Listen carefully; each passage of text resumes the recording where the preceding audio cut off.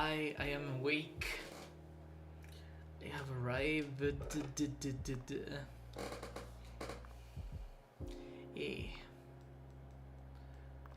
I am very happy right now because well, I wasn't really planning on streaming today, but I decided I really wanted to get this one sword.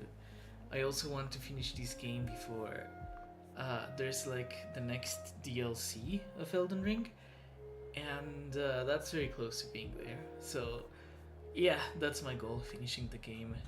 Sorry if it was a little impromptu. Hello Kami, hello Hermit. You're woke.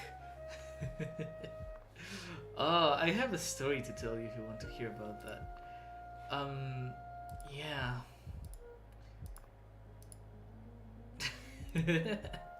Okay, so this is something that might not be like super new to like everyone here, but I designed a brown skinned character for a Discord server like some time ago. And I'm going like straight to the game. Yeah, just let's wait for it to load a little. But yeah, I used to be a part of one of those political discords, right? Uh, there are many, of course. Now I have mine. Oh, you guys can hear like my WhatsApp messages right now.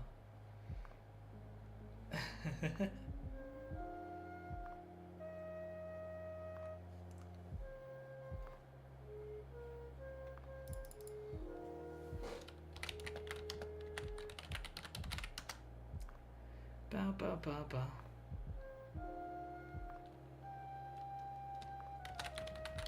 Ooh, wait, I'm getting some messages. Wait. I know this is cough.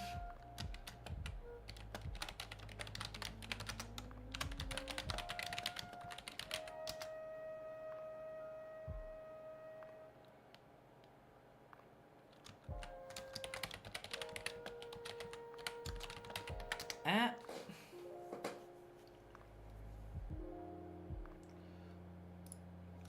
Okay.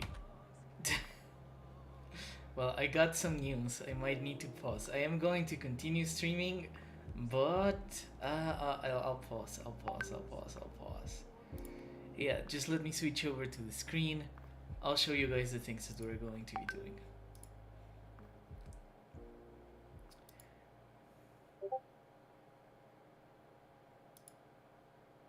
Bow, bow, bow. Okay, wait, I'm like way to the... I'm blocking the screen, basically. I like your podcast with crowd. Thank you. Yeah. I'm just gonna leave you guys here for a second. You can listen to the song. Okay, I'm gonna close my... Yeah, I'll close the messaging thing. And right now, yeah, I'll let you enjoy the singing of the bird because it's a song in Latin. That's very nice. And then we'll start the adventure. Just give me a second. If someone comes in, please tell them I'm offline. I'm just oh my god. Like my entire social media is like making noises right now. Okay, let me just turn notifications off. And yeah, I'll go for a second. Going to get some milk. Yeah, no. I'll be back.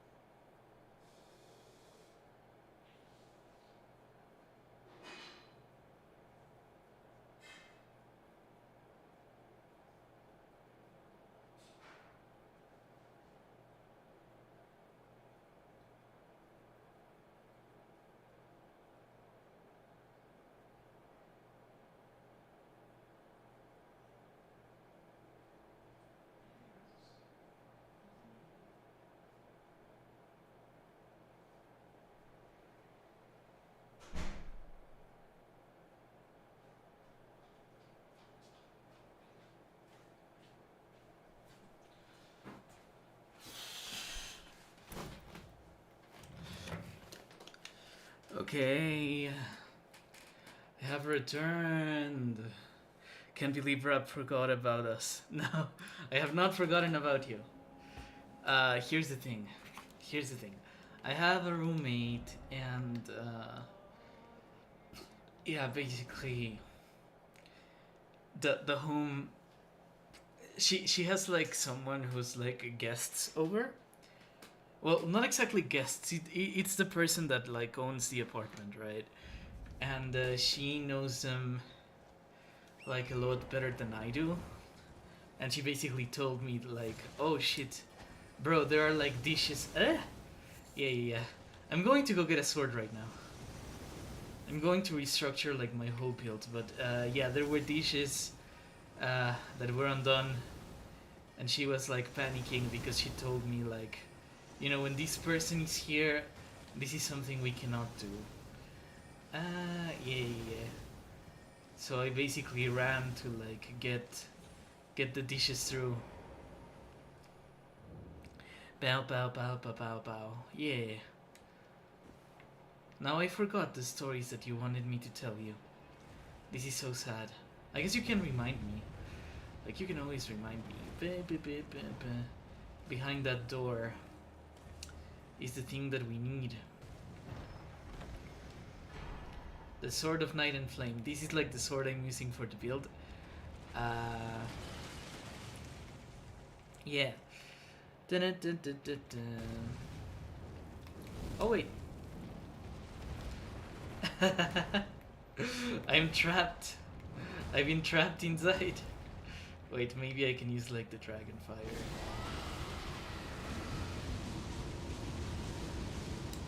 Did that work? What? Okay, it did not work.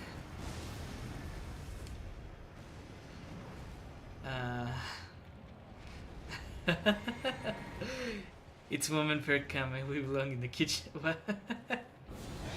Yeah. I did the dishes. The dishes are done. Now I'm stuck here. What? Bow. Oh. Please leave me. Let me go.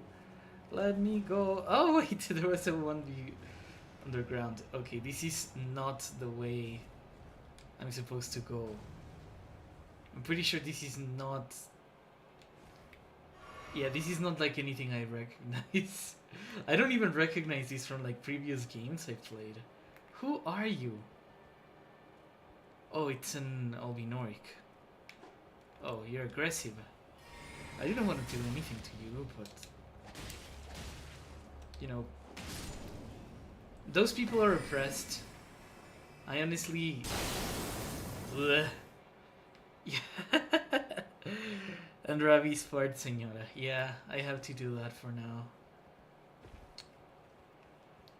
Did you guys know that I thought Nyanja that Germans be sitting down, and now she's trying to like incorporate that into you know, the men she's in community with, I guess. Yeah. Yeah, the thing is that in Germany, yeah, like German mothers are the leaders of the home, right? And so it's not like the typical authority that women have, I guess, in other kinds of like patriarchal societies.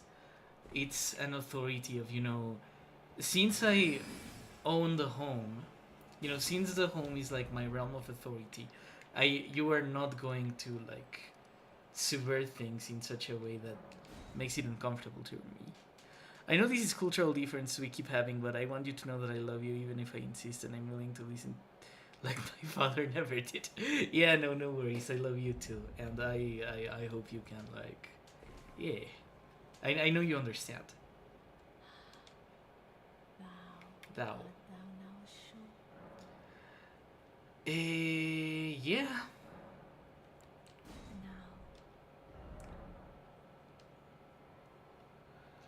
We are going to make these 24. Make these 24.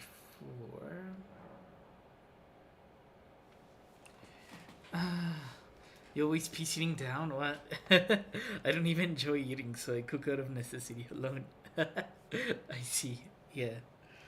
Where?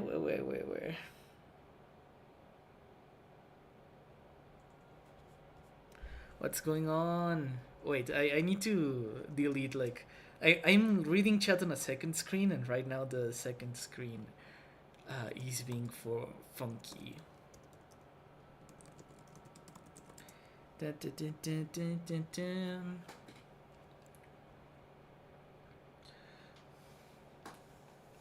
No, do not cancel. We're making this 12. We're making this 12.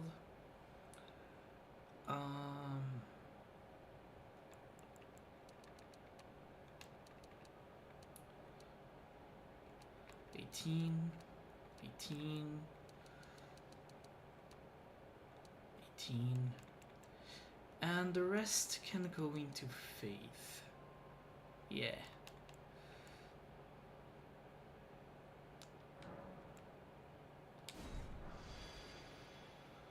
Okay.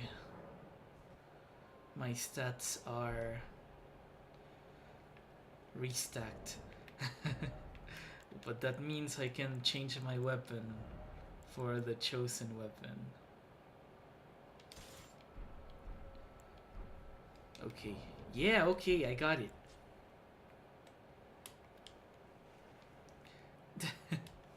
Okay, this is the weapon that's going to be our weapon through the game. Bow, bow, bow, bow.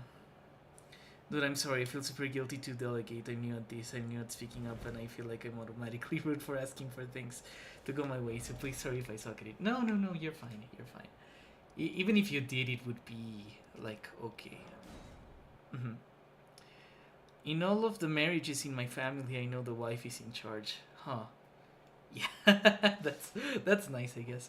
Hermit, making digital art, I love cooking because I can actually feel like creation with my own hands. Yeah. Okay, so now we have a sword. And this sword is really special, check it out.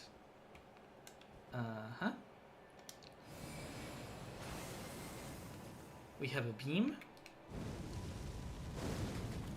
And we have this other attack.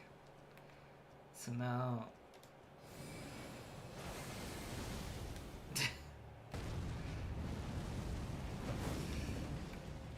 What? Oh no, maybe this was a mistake. No! By the way, I never understood what knowing to cook means. Surely anyone can follow a recipe, right? Yeah, I mean, there are things about knowing to cook that, you know, you do only get from, like, a recipe. You know, knowing recipes, that's one part of it for sure. But, there are, like, little tricks and little habits that you need to get into to, like, properly understand if you're cooking, I guess. So, like, what would be an example? An example would be knowing, like, if you have to, like, freeze potatoes, for example, at a certain time.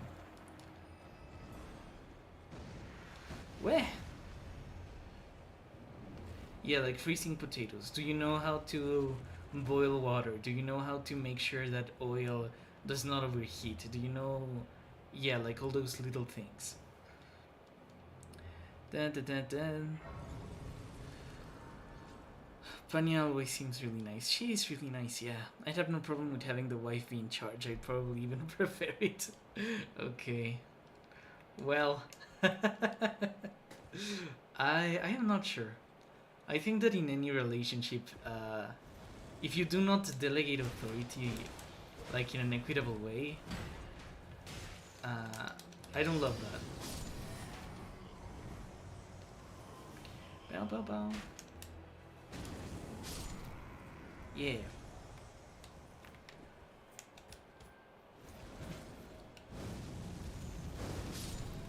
Oh, okay. So this sword is good. I just need to use the part of the sword that are good.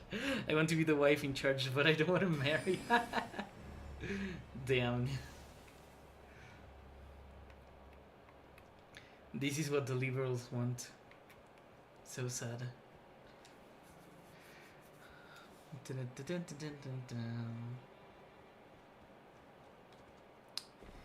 Yeah. Yeah.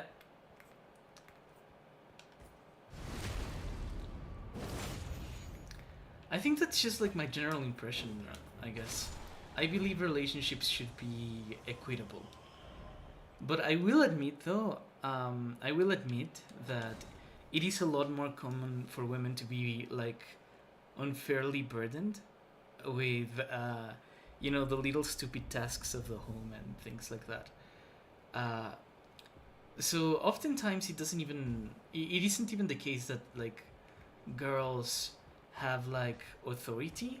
It's more that they have responsibility, and through their responsibility they just get the ability to exercise authority, if that makes sense. Yeah. So what do I mean by that? It means that like, you know,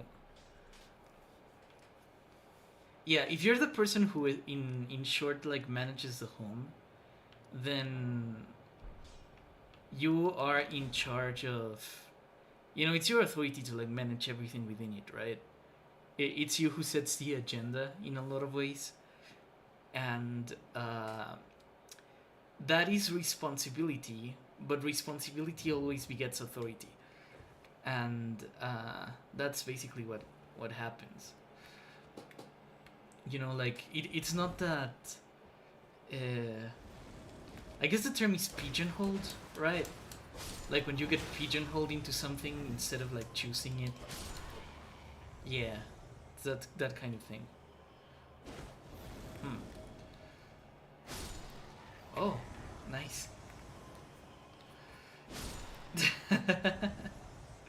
Okay, this is convenient. Yeah. Yeah.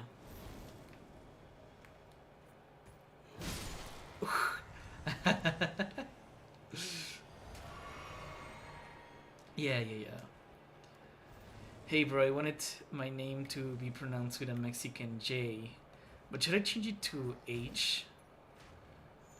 So you want me to pronounce? Oh, I see.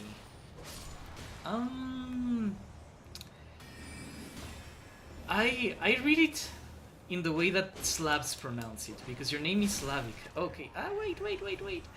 But sure. No! I wanted my name to be pronounced with a Mexican J. What should I change it to H? If I want the world to pronounce it, the way I would like it, maybe. I will give you. Do you know like the cat? There's this cat that got very famous in what's okay, I'm going somewhere with this. It's a cat from Animal Crossing, and it's like an Egyptian cat, and it dances, and it has a very famous dance. Yeah, Panya. Like you pronounce it as an I. Yeah. So I think that cat's name is like Anja, but it's with KH. That's an alternative spelling if you want to like look for one. Anja, yeah.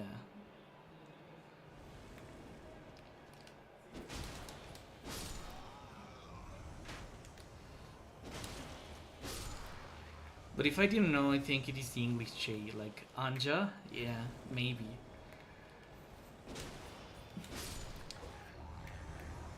Yeah.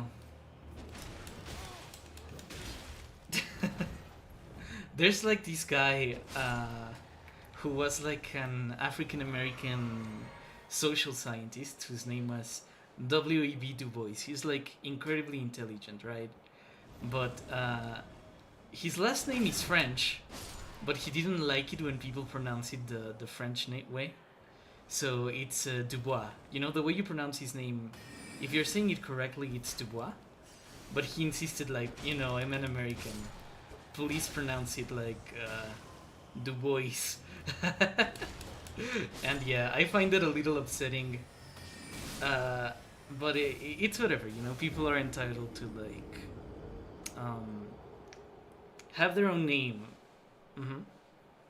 Like if you got really picky about someone changing their name or writing their name weird, I think it would be like uncomfortable to have a lot of conversations with trans people when it came to like the name that they choose for themselves.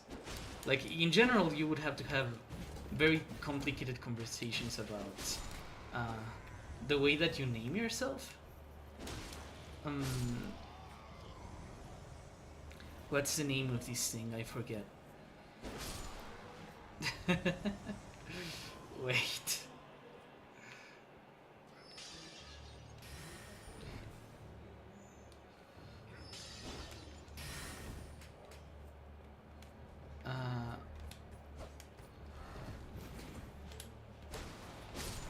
Okay. Okay, we got the sword. What was I even talking about? I'm a little lost. Yeah. I think that...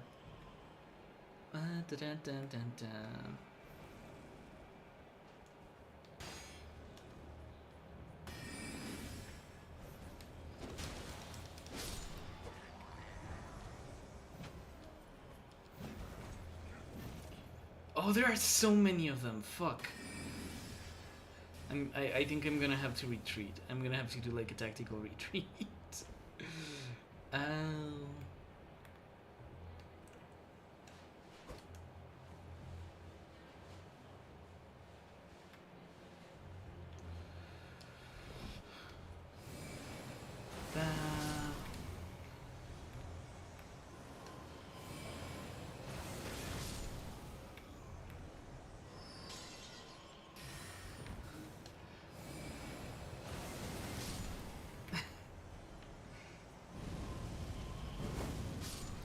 There we go. Now I can recover my money. You know, now I got a good sword. I guess that's what makes me happy. This is one of the better weapons in the game, and it goes very well with like the fire kit I'm trying to build. Yeah. That reminds me, when I was little, I hated the letter C because my name started with a K. So anytime I saw a C, I would replace it with a K. Damn. Yeah. I don't know. Honestly, the thing is that I have a Spanish last name, right? But it's one of those Spanish last names that is very particular. In Spain, it's a lot more common because in Spain, you know, there are like actually French people who live like near, and wait, what's Catalonia? Yeah, Catalonia, and yeah, you know, like there are common last names that are both like French and Spanish last names. But then you get to like Mexico, and my last name is like very weird to people, so I'm just used to people mispronouncing it, right? Like I also decided to call myself like Ravignon, which is super heavy as a word for you know, for like internet things. I've had people that, you know, I collab with, right? Like Rico.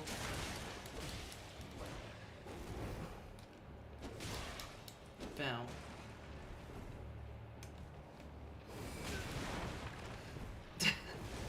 Yeah, I've had like Rico called me Ravignon, Aries as well. What else? Who else has called me like weird things? Oh, I don't know. I guess only a few French people that I've met online actually pronounce it, but people just say like Rav. Fine, I might resign it to an H. Yeah, it's sad. Ravignon. Yeah, no, I have like pretty much all my VTuber friends, with the exception of Oka, call me Ravioli. So Kiana calls me Ravioli. Alfie calls me ravioli. It's like I wish we had been more efficient at conquering the world, because goddamn, nobody can pronounce French. This is so sad. But you know, it's whatever. Yeah. Rabbi gnome. Flasks. Oh, I need 3. Aren't you Miose? Yeah. Oh, yeah. I need to change a lot of other things before I can do that. Rabino, rabiosa. Yeah.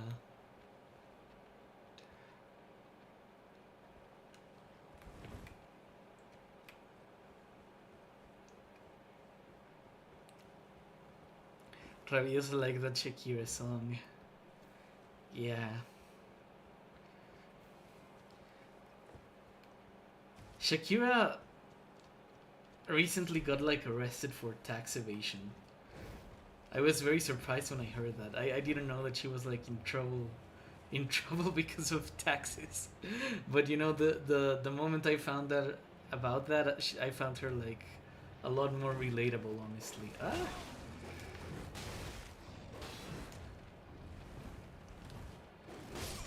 But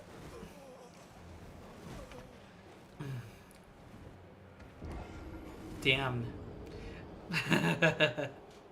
My last name is weird only with my state, so if I go to a certain area, everyone just knows that's my last name. I'm glad I could actually say in one of your streams without having stuff to do. Oh, okay, yeah. I'm glad as well. I hope you enjoy yourself. That's the point. I'm going to see if I can use all my money to level up, because I'm starting to see that maybe I need to. Uh-huh.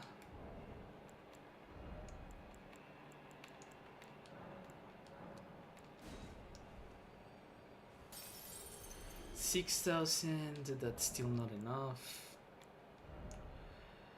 I have a Spanish last name and it's such a pain to explain every time how to spell it. Camelo, that's almost like a regional signature. Yeah. Yeah. That's like an immigrant problem.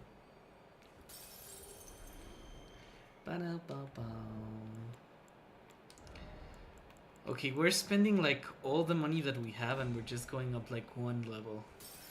This is disappointing. But no, I need more. I need like 2k. Wow, this sucks. Okay. I'm just gonna like laser kill the wolf until, yeah.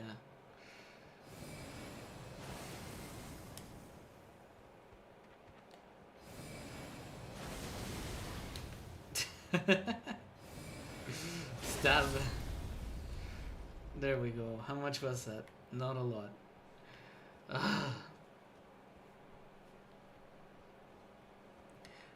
Oh, I feel, yeah, but the other way around is to have my whole name in German potpourri. And Mexican allergics to spelling it right. Yeah. I mean, I don't know. I think that if you were given like a name to reflect part of your ethnicity,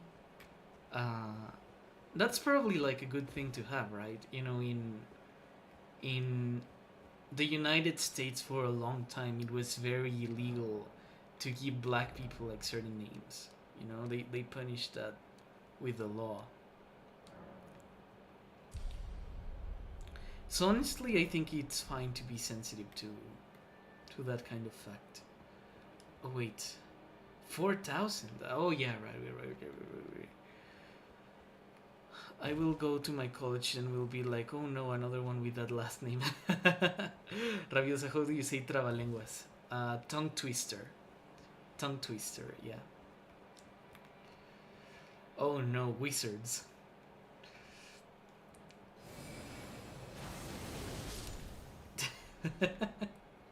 Seems like I'm more of a problem to them than they're a problem to me. Wait.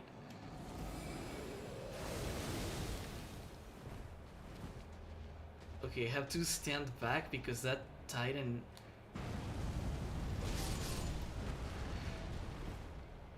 Nice. Whoa. Okay. Let's see if I can... Oh, right. I can just use my fire bending.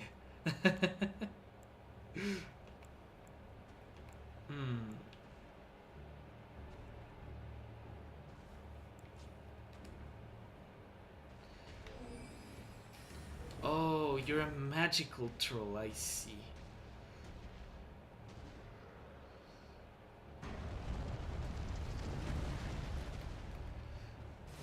Oh, no! Ah!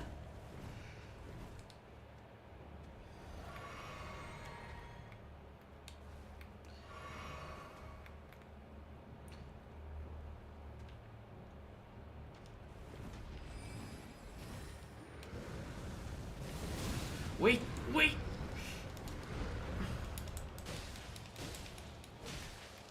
Okay.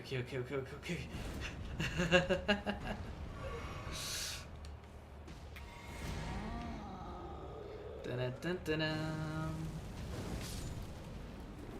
Downed. Troll Knight Sword. Okay, that's a big one. Yeah, Kame, if I remember right, he's like Native American. But like North American, Native American.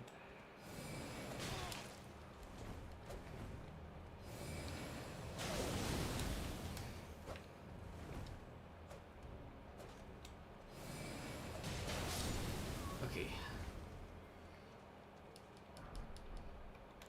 Red branch short bow. That's nice.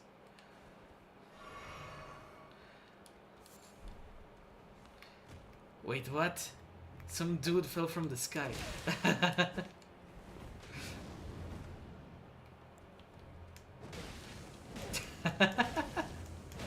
Oh, I forget I have a spear for exactly this situation. No!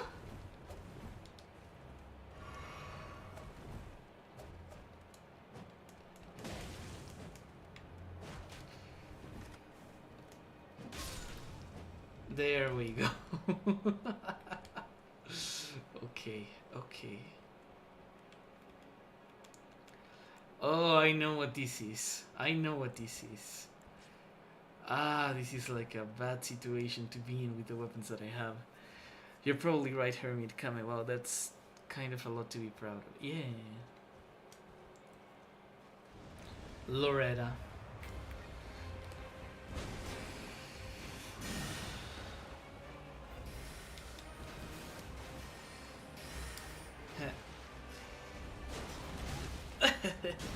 Oh shit.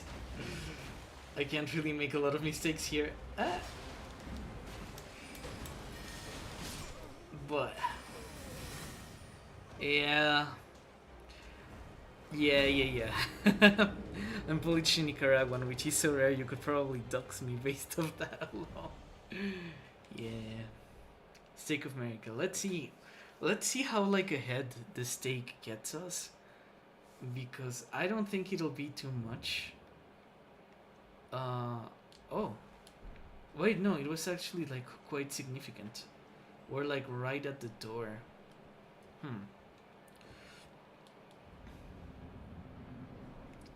Dun-dun-dun-dun-dun.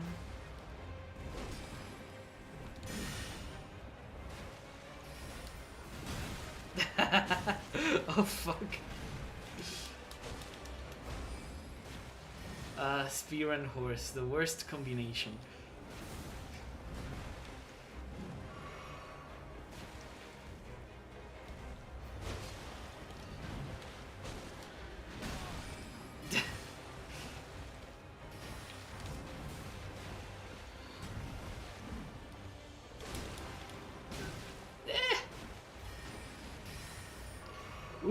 Okay.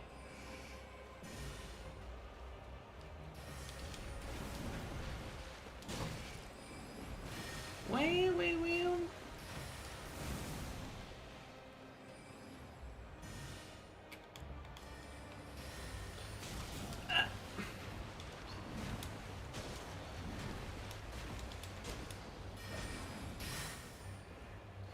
Okay, I think I'm doing okay. Compared to other times I think I remember fighting this character.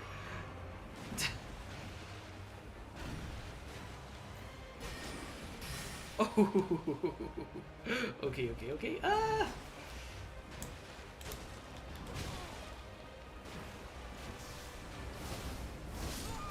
Wow. Oh, I get that. That's cool coming. Yeah. Yeah. I don't even remember what I was going to talk about at the beginning of the stream. I'm pretty sure I had like a very good topic, but now it's a little amiss. I feel so far away from Germany too. Don't even speak the language. Yeah.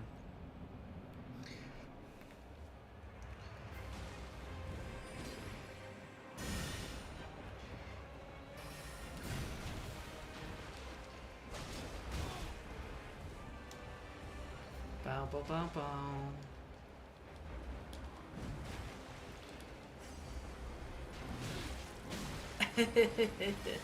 I'm sorry. Okay, Loretta.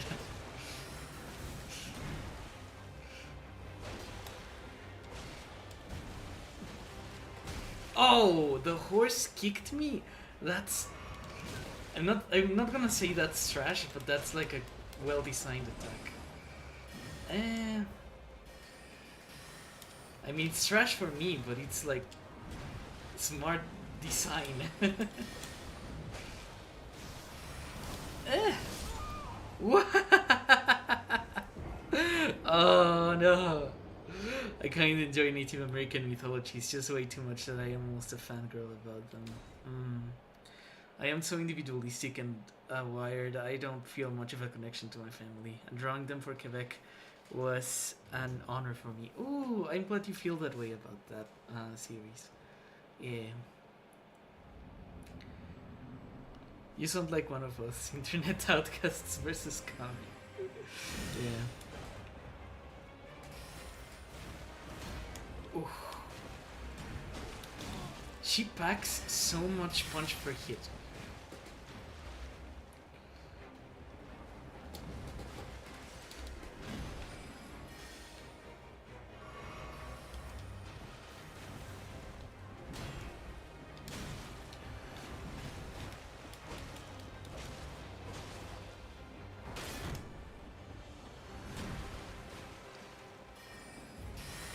Oh, stop!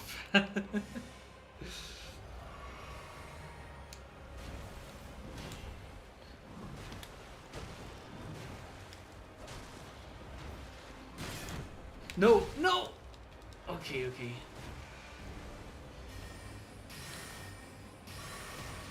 I see what you're doing.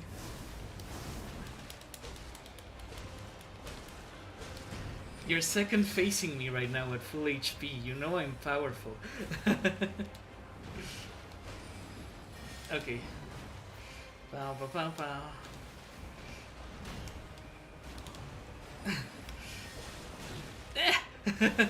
No!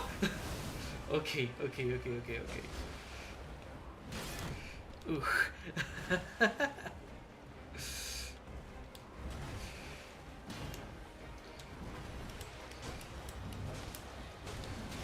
Ooh.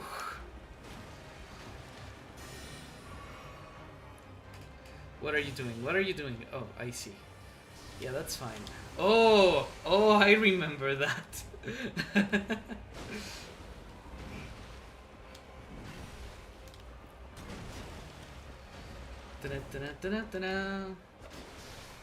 Wah!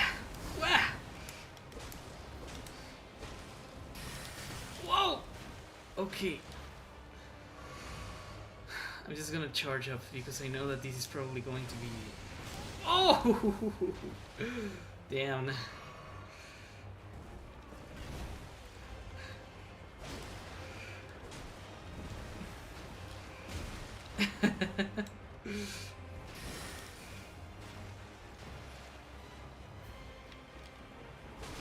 Okay, I got you. Yeah! Ah, Ravi's kind of the king of being raised by the internet and alienated from their family. Yeah, sorta. Oof. Yeah, I'm a very like deculturalized person, I want to say. I was raised in like a very different environment than like the rest of my family. Mainly because I was exposed to like a lot of different information and such. We might even be doppelgangers. Sorry guys, I don't know how to tag your actual username. Oh, you do like at the same way you do on Discord? And yeah, it should pop when you write the at. Yeah, it should, but it doesn't. I gave up. Rip. So maybe I end up rebranding in every video I work on. Sorry, Rap. Haven't found the name, you know? Yeah, that's fine. You know, I rebranded with 10,000 subscribers. So I had a very established audience when I went from my previous name to Ravignon. And I don't regret it, honestly. I'm glad I made that distance. You know, I marked that distance from like the previous name I used to have. What do you guys know me for immediately? Nyanja? I found that it's some place in Africa or something and I abandoned it. Yeah, I think most people might know you as Nyanja.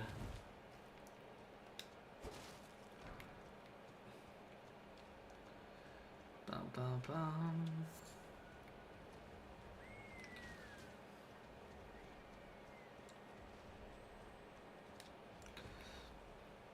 Yeah, because Nyanja is the name that you were using on... How should I call it? On Quebec 1. And Quebec 1 is like close to 500,000 views, right? So, yeah. Oh, a dragon? This time of day?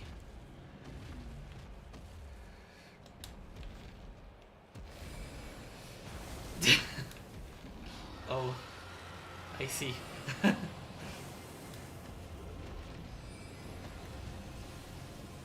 No. Oh shit. That's a powerful dragon. Uh-huh. Okay. I think this rock is going to be like a useful tool for me. Just stay behind the rock. Uh-huh.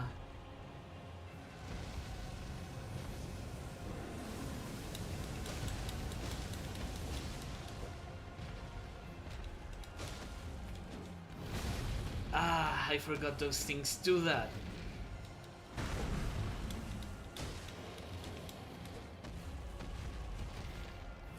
Wait! Run! Please run! Run for your life! Okay. Wait, no, he's going to make one of those crystal attacks, yeah. Okay, so this is a glintstone dragon.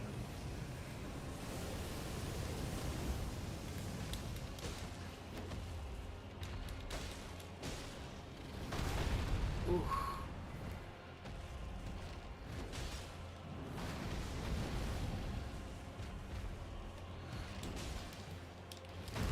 Ooh, yeah.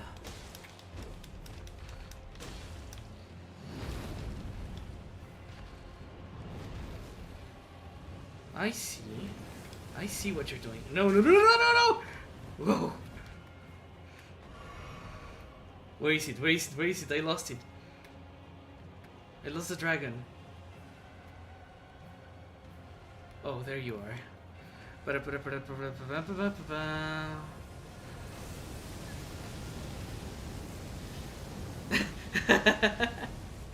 Okay. What? Oh, I see. You're a knight. You're an Oathsworn dragon.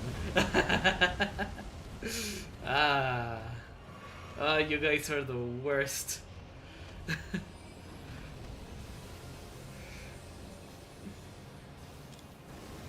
I mean, you're the best allies to have, but like the best enemies, worst enemies too. What? Oh! It was fake. That was a fake dragon. Rob, do you dislike it when someone refers to you by the old name? Kind of, yes. Here's the thing. The old name is a name that I used when I was in a community that I'm working very hard to mark my distances from, if that makes sense. And I don't want to be part of that community anymore. I don't want people from that community to find me or think about me. And I dislike my experience there, you know? So, for me, that old name, you know, it's a name I used to go by. I won't deny that, you know, it used to be my identity. It lives on in my VTuber design and other things. You know, the star theme and all that stuff. But no... yeah, but like... Nomad star means wasted potential. And that's why I don't like it. You know, a star is supposed to be like this valuable thing that is wandering around, you know, like nomad star. That's kind of what it meant. I acknowledge it, but I don't want to associate with it anymore because from the get-go it was like a very negative thing. Sorry. Yeah, Wendigo is the first thing that comes to mind when I think of Native American myths. I don't know why I thought it was like whatever. Oh, I mean, it's not like something I will get angry at you about unless you keep repeating it. But yeah, you know, it's mostly... It's part of a community that I want to get like my distance from, on one hand. And on the other, it's like a community, you know, it's a name that I don't identify with anymore, I guess. So yeah. Oh, who is that? The tarnished here. Thou must have some business in mind to come all this way. Though I have no memory of inking thee an invitation. I'm not. No particular reason, yeah. No reason in particular. Yeah, I just found this tower. Then Fate had sethered. this encounter. Ooh, okay. Wilt thou enter into my service? I am the witch Rani. I stole death long ago, and search now for the dark path. The dark I path. might one day upend the whole of it, and rid the world of all that came before. Well, has that roused thy interest?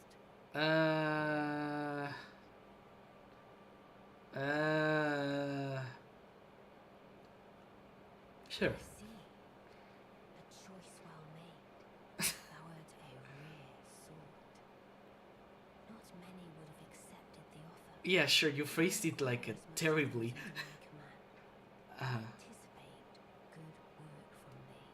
Okay, sure. Are you paying me? Is this for money? Good. Then I ask we proceed. There is in my service.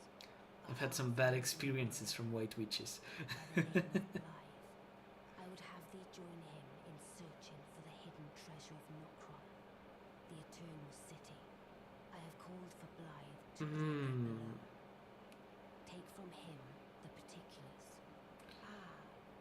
And there wilt thou find Eg, my war counselor, and Salavis, preceptor in the sorcerous arts also. Heed not their peculiarities. Feel secure in gaining from them what advantage thou canst. Thou I am sure the canst. others will be doing just the same. Okay, so this is like... Speak with the three thou needst not. It hath been a path. Speak with thou needst not indulge them unduly. It hath been a passing long time since an... Okay, I see. Hermie, do you know the Three Sisters sale? That's also kind of pop, but it's still one of my favorite. Oh, these towers are based on the Three Sisters. Like, this is one, that's the other, and there's the other. Yeah, these are the Three Sisters. And that witch over there is one of them. Oh, well, that's good news for me, because I actually got to show you a new one. Yay, yay. The Three Sisters. What? Oh, I'm guessing that's EG. Sure. Oh, the pleasure the Karian royal family is dedicated. I'm told that you are searching for Nokrai will give you whatever. Okay, thank you for that. Is there anyone else?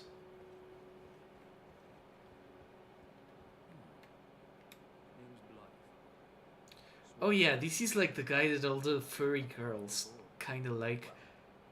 I'm situated in In Limgrave. Limgrave. General city of Knock. I'm planning to go below to the west, see if I can't find them. Yeah. Yeah, every furry like likes this guy. I'll show him to you later because I'm guessing we're finding him in the playthrough. I see. Yes, I am Silvus, preceptor in the sorcerer's arts. I don't know what it is the mistress sees, but since we have the misfortune of serving, I ask that you kindly Okay, jackass. Thank you for. reside in another tower close by. Uh-huh. Pay me a visit. Should you wish to be of actual service to Mistress Rani. If it were up to me, I wouldn't waste my time on the likes of you. But who am I to stand against the wishes of my lady? I mean, nah, bro. I think we're good. Okay. Nah, but like the three something is a trope, and I don't think Elden Ring is talking about the same three sisters that mean an essential crop each. Oh, right. You're talking about the three sisters in terms of like beans, corn, and squash. Yeah. Which were the vegetables that the Iroquoians ate. I feel that my English was less common. Sorry. No. I got what you meant. You meant like, yeah, the three sisters. Allow me to forewarn thee. Okay, I shouldn't I be shall putting soon like. enter my slumber, Uh huh. and it will be some time if this doll's body is not without still. I look forward to the good news when I arise. Sure. I'm gonna talk to you I shall again. soon end, and it will be I have. Okay, sure.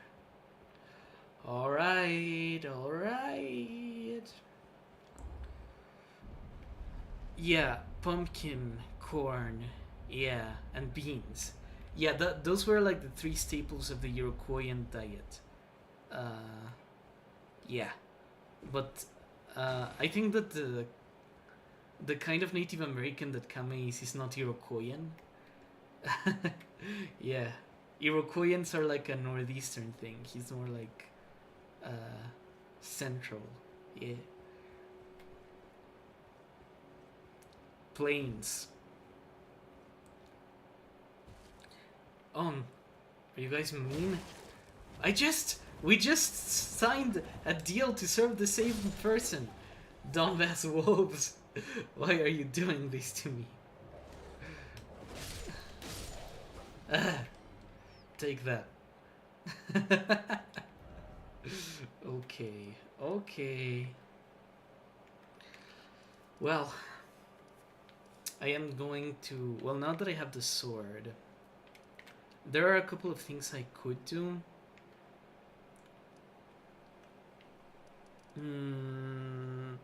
Well, I'll keep trying. Yay! Food of the.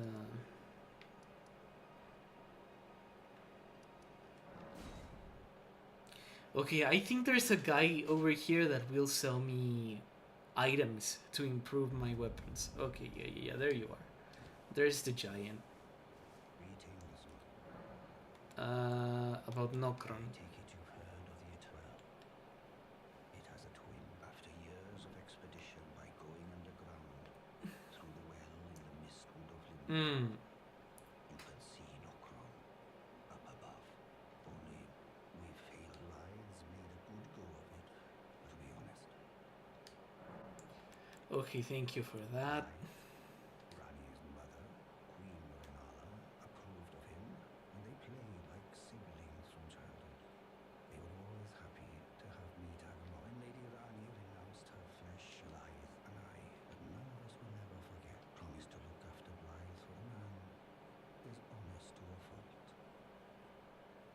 But fortunately, now he has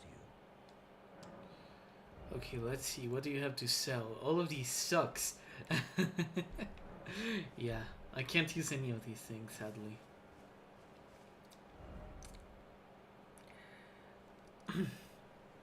Yeah, there's an entire different like mythology when it comes to the the non-Iroquoians. Yeah, it's like people who probably didn't know about each other's existence and what have you. Very diverse.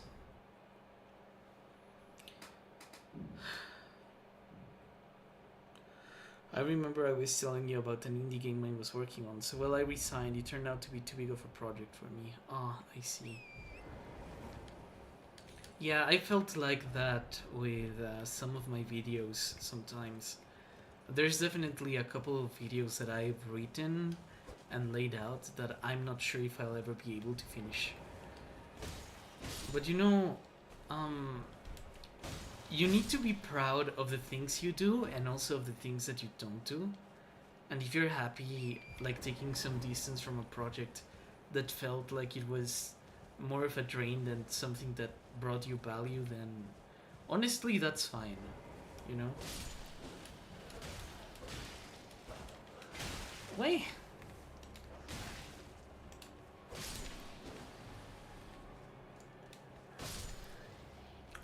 Yeah. You gotta choose your battles because you have like a limited amount of time and there are things that will always be like worthwhile doing, but just because they're worthwhile doing doesn't mean that you have to be the one that does them. Like it comes down that way in like research in mathematics. Like we all know in the sciences that we are never going to be the person who gets to see, you know, every detail of the universe, I guess. We are never going to be like the one person that gets to see the completeness of the universe. But it's still important that we practice science and we engage in science because we get to understand tad bits of, you know, what the universe is. And maybe someone in the future will understand a little bit more than us. And that's like the philosophy that we're asked to have when we're in STEM, you know, especially if you're into research. A lot of people encourage having this like very toxic attitude of, you know, you gotta be Einstein, right? You gotta be like the person that does the next big thing. But we live in an age where people don't really do the next big thing. So yeah, it's typically like teams of scientists doing work in science instead of, you know, a lone guy in like his closet being a genius. Even if you had like that experience, you know, of being like someone who's really smart but really lonesome, you would not be happy. You know, like Newton was a deeply unhappy person. Rav, if you could solve any problem in mathematics, what would it be? I think solving the Poincaré conjecture would be fun. But you know, that's that's like one of the big things. I don't really have ambitions to like do that. Yeah, I'd rather be happy. Yeah, because oh Rap, solve why men get laid less than women. I can actually that's not that complicated. Typically it is because okay, so something called wait, Wait. Yeah, so most animals have something called um, sexual selectivity indexes. And that's just a very fancy way of saying, like, how picky is the animal when it comes to reproducing. In the case of primates, we generally aren't very picky. Yeah, like primates in general, they're not picky. But humans are an exception, you know? Humans are probably like the main primate that is sexually selective. And one of the reasons why we think our evolution looked so different from the evolution of other primates is because human women, as opposed to like female chimpanzees, right, are a lot more sexually selective than female chimpanzees are, and that has been like a factor driving human evolution. So, you know, there are species of primate, of like hominid and monkey basically, where women are not sexually selective, or at least not as sexually selective as in the case of humans. And in that situation, you know, the body of, let's say, the female of the species and the male of the species is pretty much identical, right? Because since there is no sexual selection component, what you get is this situation where there's a trend towards the mean, and the mean in, like any mammal, right, is the body of the females.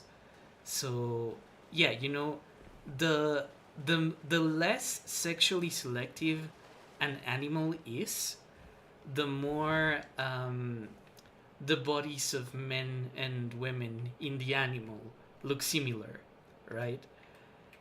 Human beings, you know, part of the reason why we're different, why, you know, there are like visible differences between the male human and the female human, is because we engage with a lot of sexual selectivity. The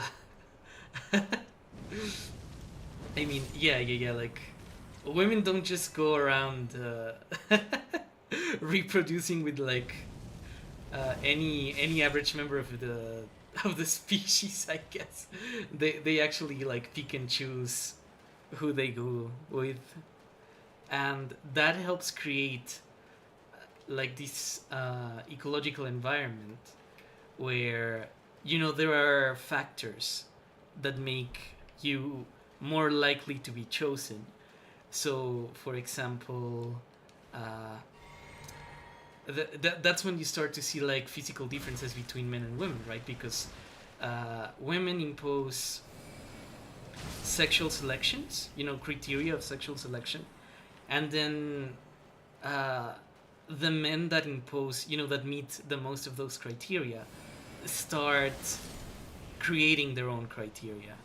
And so there's like an arms race between, you know, species that are sexually selective to differentiate between each other in that sense.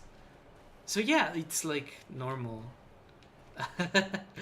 Now, why is this like mathematics? It's not really mathematics, it's just that you do have like indexes that measure, you know, how sexually selective an animal is.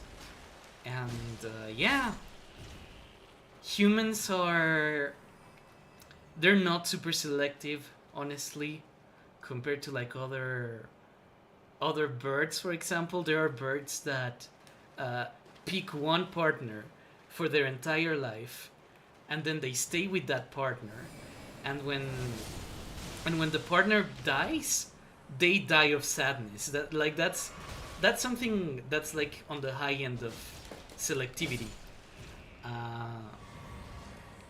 In the case of humans, we are not that selective overall. but we do, you know, we're more selective than most primates, and yeah, that's why.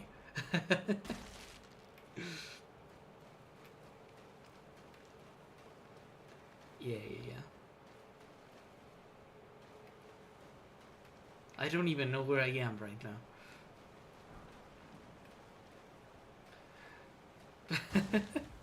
Like, move on. Move on, man. What do you mean? Yeah.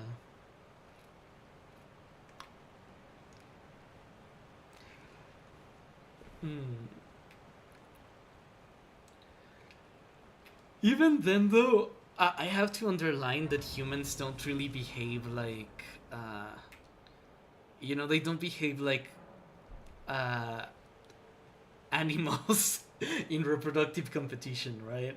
Um, it's more normal than, you know. There's just like a risk factor within it. Like, if a girl has more to lose from getting pregnant, right? It's like more difficult for her to uh, be in a situation where she's put there, having to take care of like the physical incapacitation that comes with pregnancy. So yeah, like, if it's very like cheap for men to have sex, so given that, you know, like, for women it's not as cheap. Like, move on, man. Okay, I made a lot of money from that swing of my sword. Okay, let's make more money.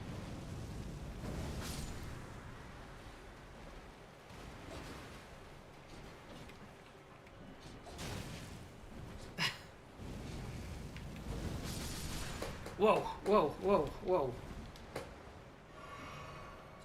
Bow, bow, bow, bow.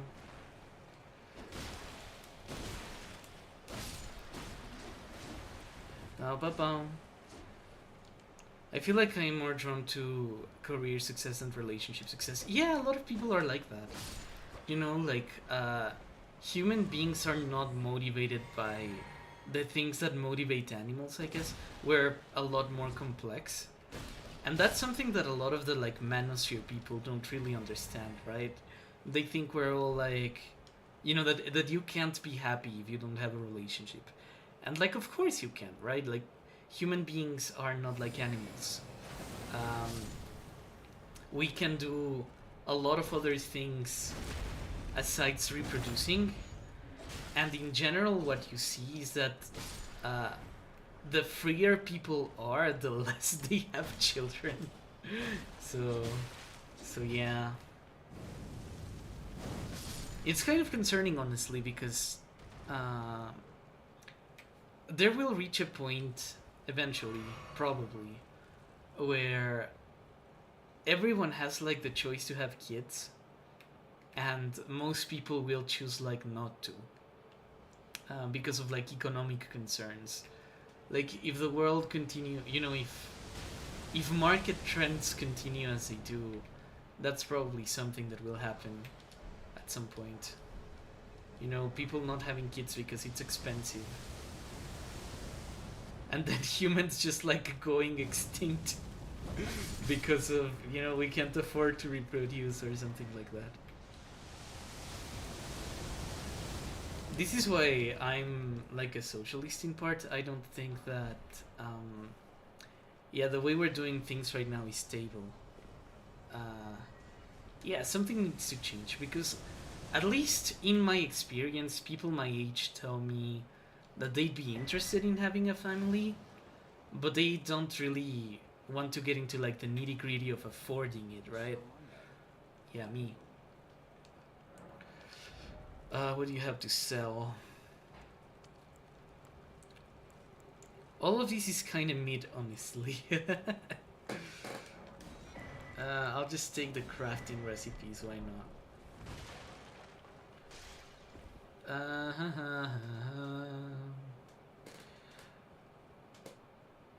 Oh, that's kind of bittersweet if you really care about the second aspect, Kame. But I realize it matters more to men or anyone with some libido. Yeah.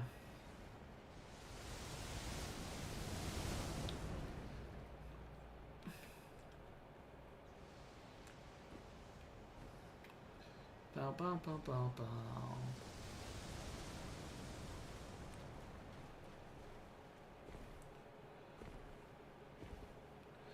Yeah.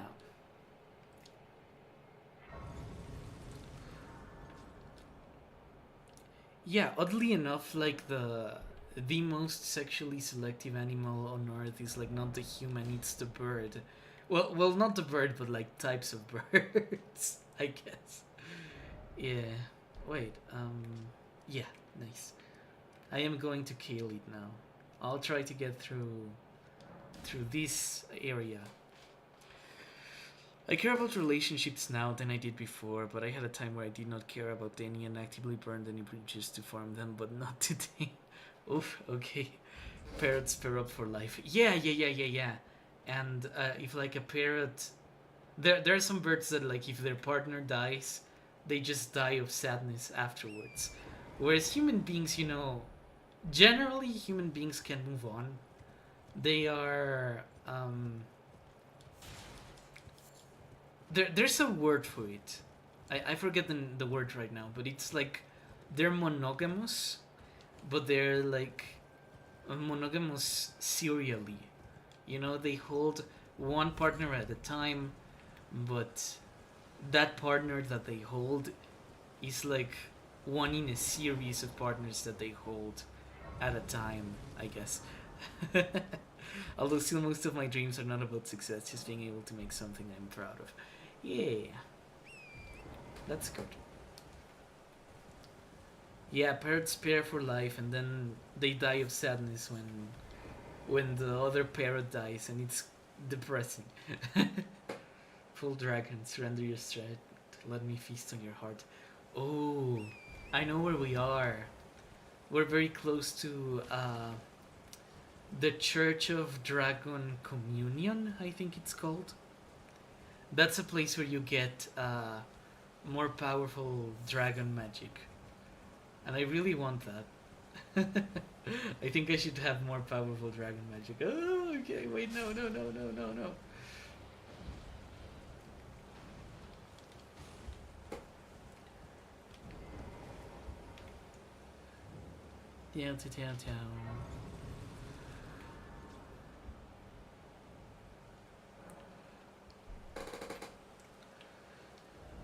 Bow.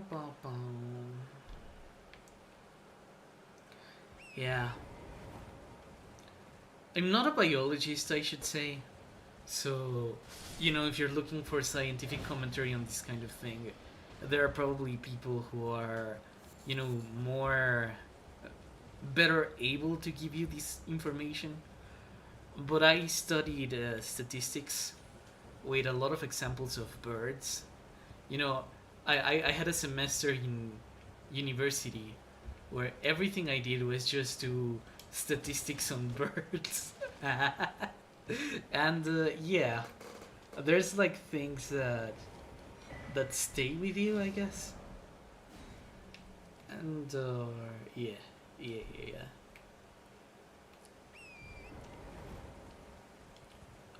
I kind of dream of succeeding in academia, but probably I don't have what it takes. I'll be honest with you. A lot of people who succeed in academia do so because of connections, and a lot of people who who fail, let's say, can fail for reasons completely unrelated to like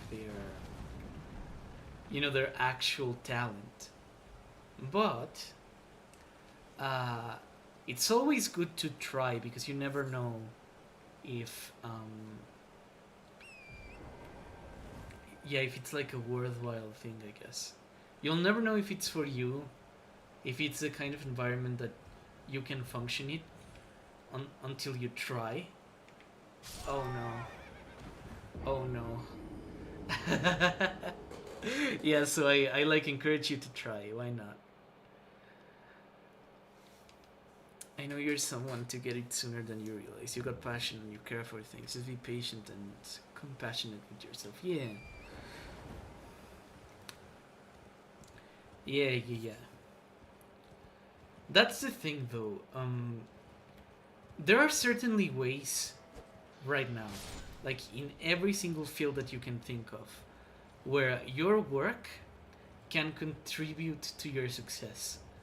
But there are a lot of people working to be successful, right? It's not only like you at a given time. So, what I encourage people to do, I guess, when they're trying to get into academia is that, try it, but know that if you fail, it's not like an indictment on your character. There are many people who fail because of things that have nothing to do with them, I guess.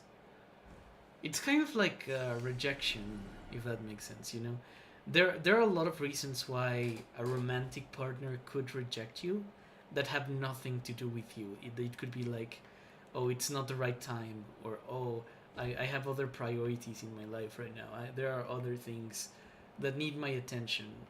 And yeah, that's not necessarily like commentary on your character. It's more like the availability of the person you're trying to like get access to. And in that sense, academia is the same. Sometimes there will be universities that have like way too many Somber's meeting stone 9. Where yeah, there will be universities that have like way too many positions occupied. There will be universities that have like way too many people in the plant. And then maybe you are the kind of person that is smart, but you don't have the money to move to like a college where they could give you like a position as a researcher. So if you keep all those little things in mind, who gets to be an academic or who doesn't, depends on a lot of things, especially for people our age. There used to be a time where academia was really open because there were not like enough academics in like anything. When my dad, for example, graduated, what is that? Oh my god. Yeah. When my dad graduated from his like bachelor's in science, because he has a bachelor's in science, he went on to like get a job. He was offered a job right at the university where he graduated, right? So he graduates and then he's told like immediately like, hey, do you want to be a professor here? Do you want to join the professor plant with a bachelor's degree? And that's like impossible today, right? Like you have to be like a PhD, and even if you have a PhD, you have to compete in like you have to compete with other people who have PhDs for like a limited set of positions. I think it's good that that's the environment that there is for professors, because professors generally, they have very good working conditions. But professors are also very protected from retirement. And what that means is that even if you want to go into academia and you have like all the talent that a person needs for it, you still have to like make peace with the fact that there are people that are very established that don't want to give up their position, and that they will like fight teeth and claw, right, to not get retired because they earn a lot of money by staying in the plant. So yeah, to be in academia, it's a lot of competition for at least what I consider a very niche kind of validation and reward. Like, I won't go into details, but I have more subscribers on my main channel than my faculty has like likes on Facebook, right? I have more views on some of my videos, like several times more views than some of my professors have citations on their papers. And the validation that you get in academia is like very important, and the work that you do in science is like super good. But if you're looking for validation and community, like the validation and community that you get from that space is honestly very limited. There will be a lot of people who will never be able to appreciate the things that you do. There will be a lot of people who will like just kind of know that you do complicated work and they might respect you for it. But you will always be the kind of person that you can't talk about what you do at parties and that sort of thing. Panya got banned. What? No, I did not ban her. Was it the bot? Okay, let me just go to a save point and make sure she's okay. Don't worry, Panya.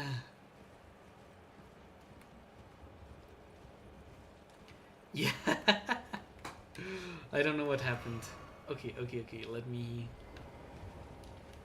I'm going here. And let me see... Bow. Oop. Oh, okay. Okay, welcome. Le moi? Oui, le toi. Yeah. I feel resigned on finding someone, so I just focused on other things in life. Okay. I'll give you like my advice for relationships, which isn't like great, but relationships are better the least you chase them, I guess. Right? If it's something that you are like looking for to complete yourself, you will always be very unhappy. But if you look at relationships as something that you will eventually meet someone who has the same priorities as you and with whom you can plan your life with and like things in common, that's a lot better. Yeah. Because if you're in a position where you're chasing someone and adjusting your priorities to someone, that's you're not really living your life. And the best thing you can do is to live your life and let someone appear along the way, because that way you don't have to like change in order to be someone that they might feel more accommodated by. She's alive, yeah. You mess with the wrong Mexican. Yeah, it's Godfrey dead. Yeah, the Godfrey died a couple of streams ago, yeah. What does this say? Stop by the shack. Okay. Hello, famous YouTuber Ordinal. Yeah, we have Ordinal on this stream. There's like 12 people in the world that could maybe phone him because he's out there debunking the green energy scams. He's so good that other YouTubers steal his content, and he's so gracious that he just lets them, like, yeah, fuck that.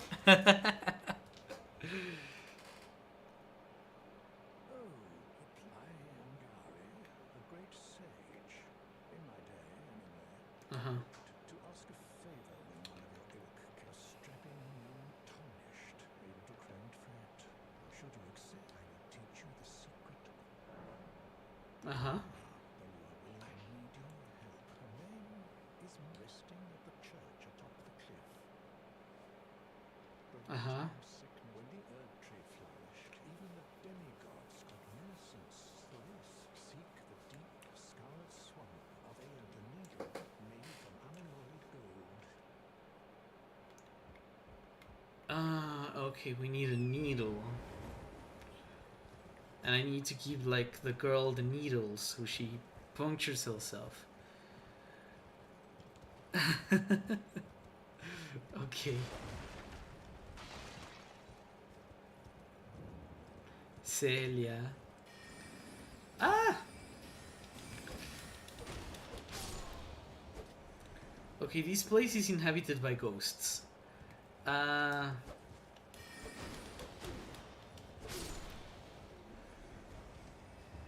What should I do? Wait.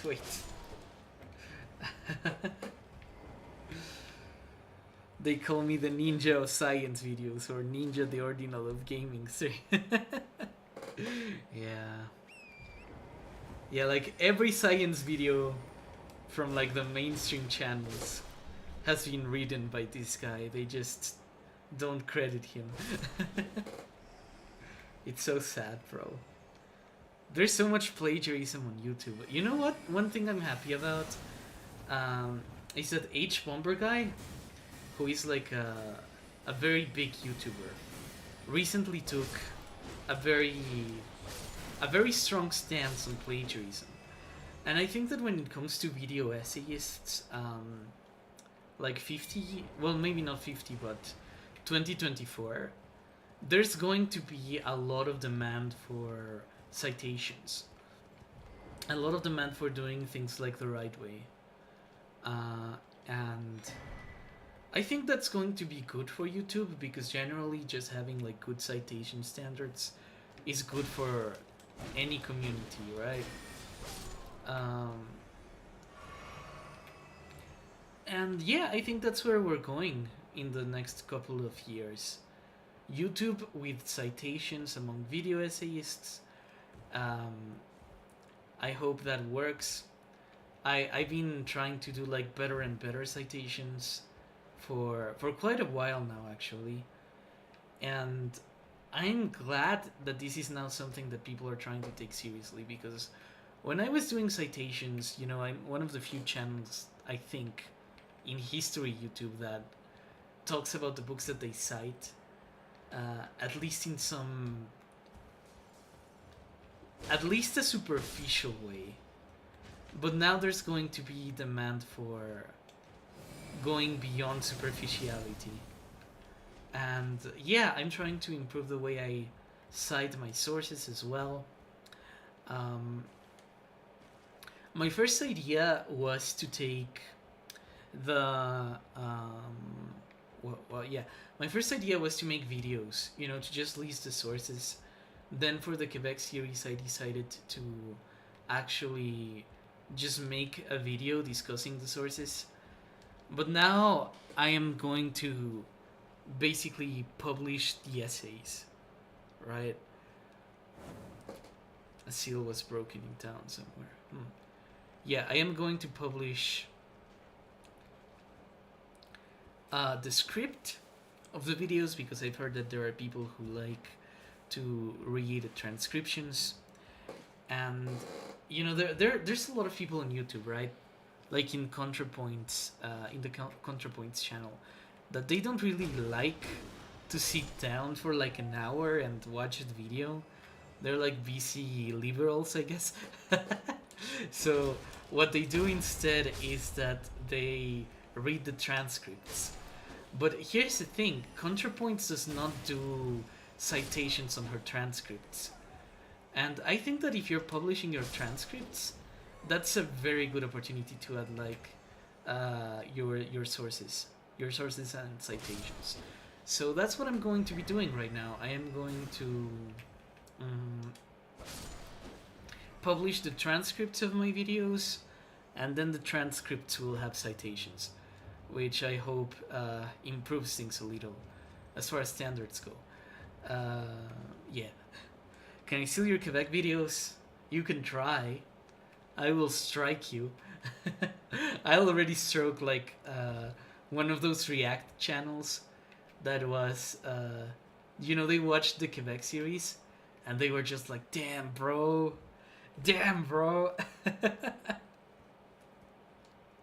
It's like a guy He's Mexican, which makes me sad that he plagiarized me.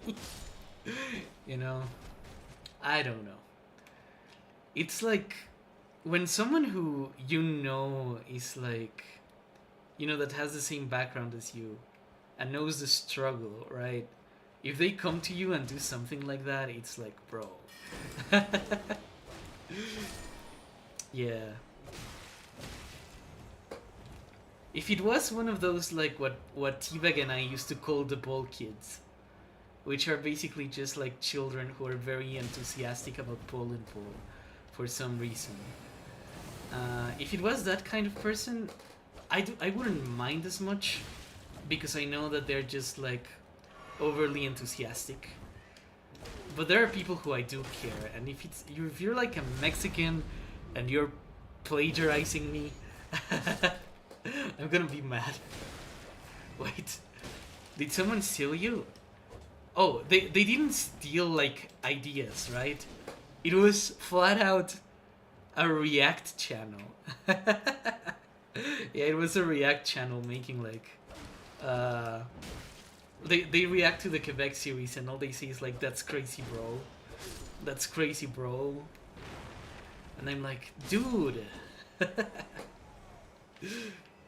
Estás viendo la tempestad y no te hincas. ¿Ves lo difícil que tenemos y aquí andas hinchándomela?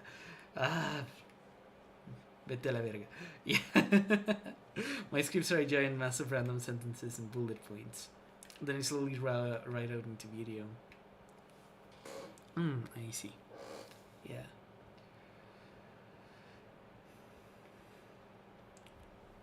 That's crazy, bro. Yeah. God damn. You know, they also react to crowds videos and they react to, what's the name of the guy? Hoser. They react to Hoser. If you're a pull and pull YouTuber, this guy has made like a reaction video about you at some point. And yeah, he just like, he just says that, you know, shit's crazy. People say like, oh, okay, so this is the origin of the name of this thing, you know, this like very basic fact, and he like pogs and shit. I mean, I think I respect his enthusiasm because I think it's good to have enthusiasm, right? Like in any circumstance, but you know, plagiarism is plagiarism. If you're trying to build a channel off of the work that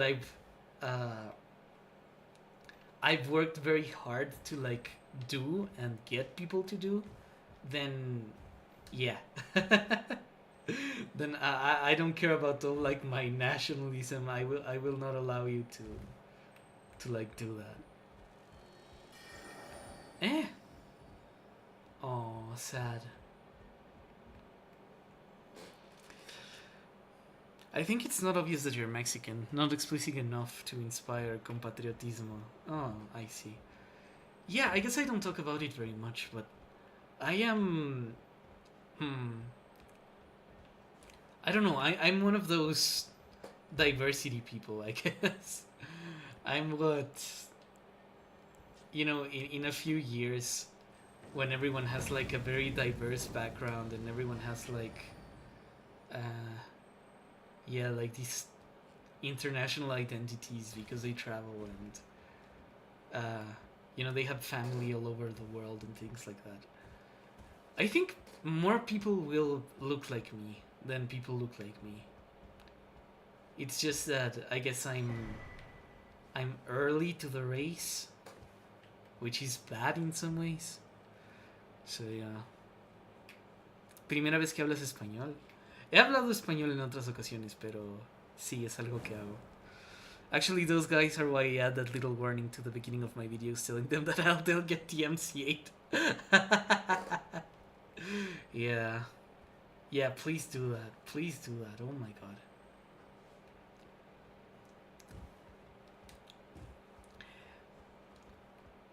As far as this guy goes, though, I have to say, he has like no morals. He reacts to every video of like the pull and bull scene. I think he's just like a fan that's trying to like monetize his stuff. But I don't know, I'm very mixed about this. You know, because there are streamers that, goddamn you people, talk fast. Yeah, I'll try to talk slower. Yeah, basically, there are streamers that say that they do add value to, you know, whenever they watch a video, they add value to it. Because what you get from a streamer reacting to a video is actually like the watch party experience. You know, like sometimes people watch videos with their friends, and they are like, "Oh yeah, double slash." Okay. Yeah, so they watch videos with their friends, and they have like a lot of fun doing that.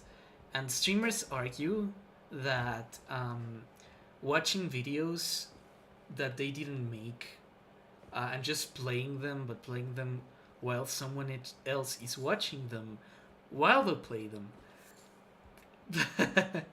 is like a watch party experience. Mm-hmm. So what that means is that the streamer is adding value to the video and making it different by allowing you to experience what it's like to watch a video with a friend. That's their argument. Yeah, and when it comes to that, I guess their argument is basically that, you know, there are people who get together to like watch videos about anything. You know, they're like friends, and they, you know, maybe I watch a video or a movie with someone who I like a lot, who I consider a friend, and then should I not be allowed to do that then? Is this not value? Is this not added value? And then that's their argument, that the fact that they allow someone to get like that watch along experience is enough of an input. But I disagree. I think that, you know, when it comes to what you're actually doing, what you're actually doing is creating a video. You're creating a different video. And I mean, sure, you are providing a different sort of experience, but you can only provide that experience provided that you have someone else's work to profit off of, right? You know, it's not two friends just watching movies together in a computer. It's like actually yeah, you know, it's like you have a financial incentive to do this. You are not doing it out of like the goodness of your heart to, you know, create content for someone else, giving this like watch along experience. And the people who make that argument, I guess, yeah, it's part of like the conversation, the drama between video essayists and streamers. Oddly enough, I think that one of the best people who has like a good position on this is Destiny. And, you know, there's a lot I won't acknowledge Destiny for, right? But one thing I will say is that I know that Destiny, whenever he reacts to one of your videos, he pays you, right? Like, he pays you for the watch. It's like, yeah, I will agree to give you a little bit of money in order to like watch your essay and react to it with my audience, and yeah, that sort of thing. So I appreciate Destiny doing that. I think that would be like a good standard to set if it was a standard we could set, but yeah. We have a lot of, we don't have to be careful to nail pronunciation because every letter has a single pronunciation, so we can mash it all up, yeah. There's no interpretation like in English, yeah. Because I am in the South, I can do many accents, yeah. Regional ones. I'm aspiring to be a voice actor, but doing too little about it. I see. Same. Different American English accents are rich, yeah. I can do a couple. Mostly because I've been in community with some Americans from different parts of the country. That sounds parasocial as fuck. just watch it with an actual friend, I guess. I mean, you'd say that, but that's what the streamers say they provide.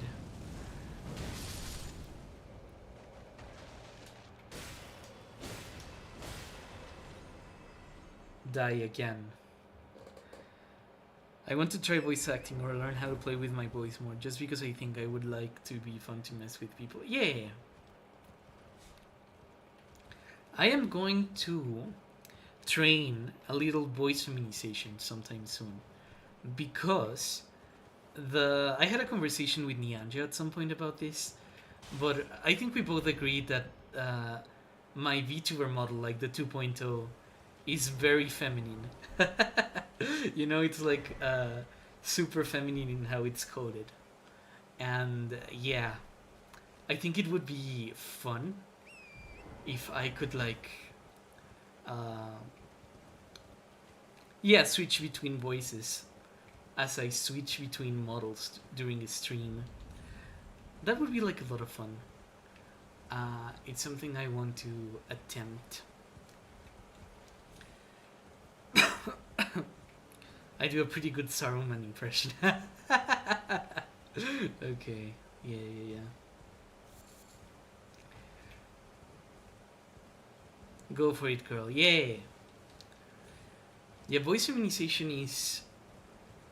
It's complicated. It's difficult for most men to do. But I have like the vocal range to be a female contralto in what the singing denominations would be, right? So my voice is like high enough to do that kind of thing, but I do need to train, because a lot of what makes like female voices female is not the pitch, it's the inflections, and yeah, the inflections are something that you need to learn. And you know, if you grew up in like any like slightly conservative society, right, doing the inflections of a woman is something that people like punish you for and give you a lot of shit for, and they beat you out of it. So, you know, even trans women, when they learn to feminize their voices, they really struggle working through that, you know. Most trans women that I know actually either never feminized their voice, they learned through like YouTube videos and 4chan a kind of way to do it, I guess. And I know only one who has gone to like voice therapy for this sort of thing. Yeah, voice training is insane. I was looking at some things that you can do in voice training, and you know, I've not watched the Napoleon movie yet because I've been hoping to like watch it with Nyanja sometime soon. But one thing I have to say about the Napoleon movie is that it's somewhat upsetting that every actor has a British accent and the Napoleon has an American accent. It's it's like, what the fuck, bro? Aren't we supposed to be living in an age where everybody cares about like correct representation and things like that? Why are you not giving like voice training to your actors so that they can do at least a French accent, you know? Like, at least they can do like a bit of the inflections. Hello, Krito. How's it going? Hello. Yeah. Do you know the Russian prankster that trolls people in Omegle? I don't, but I have some news for you. Omegle was deleted. It no longer exists. They got rid of it. It's gone. Forever. I don't know why though, but it is. A great sword. Okay. Well, it's not my style anyway. Well. Oh shit! Those things bite hard.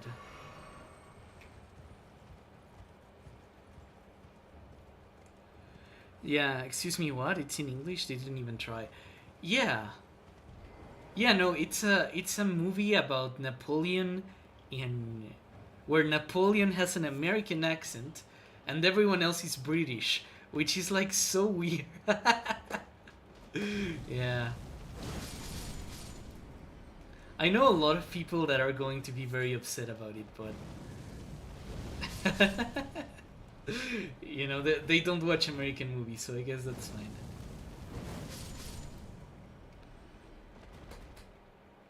This place, you know, Khalid, it's so gross looking. It upsets me like how gross looking Khalid is. Someone as cool and epic as Napoleon can be respected with a strong American accent. Nah, bro. Fuck that shit.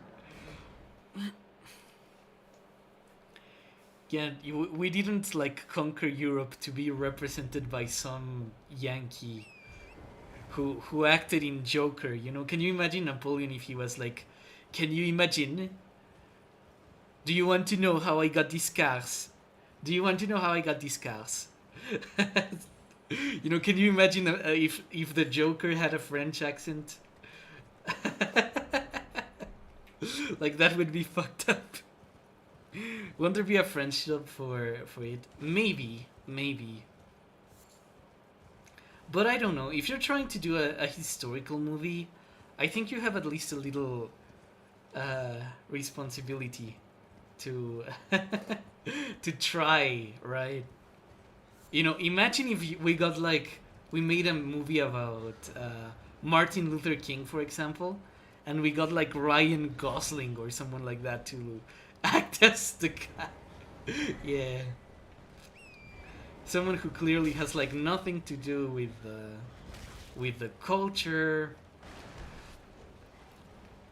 with the things that we're discussing. Yeah. No! Oh my god, these guys are so powerful.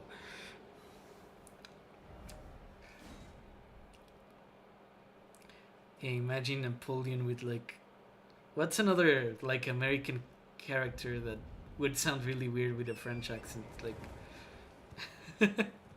I have a dream that one day on the green hills of Georgia, the sons of slave owners and the sons of former slaves will live together in peace and harmony. I have a dream. Well, who else would be?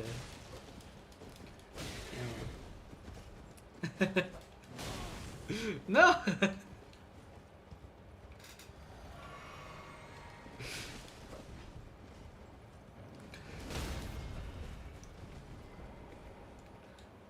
Bow. Die. Okay, I have defeated the Red Mane Knight. These guys are one of the most powerful people. Ryan Gosling as MLK would be epic. I don't know. Who else would be like weird? Can you imagine? Brad Pitt should have played Napoleon. I don't know. Apparently, you want to know why? Oh. Yeah, so apparently the Joker was casted as Napoleon because the director was like, oh, he really looks like Napoleon. He was like just very convinced that he looked like the guy from a painting, and that's how they picked him. And I mean, yeah, I guess he has a nose, but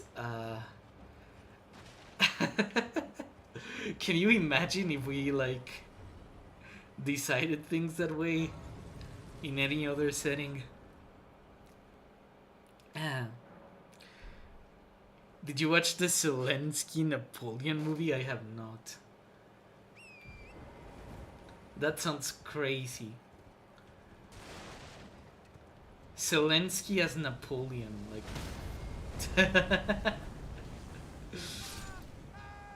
Oh no! I can't believe they aimed a catapult like that well. That's crazy. Zelensky as Napoleon. Wow.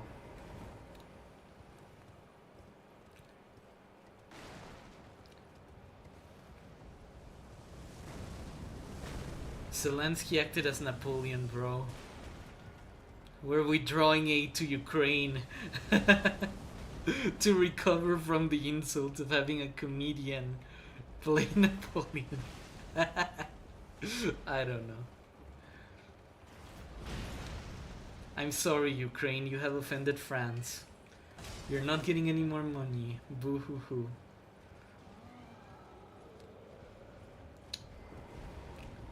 Can you open the door?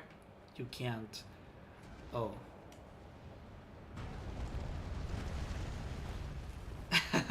Oh, he stumbled. Ugh.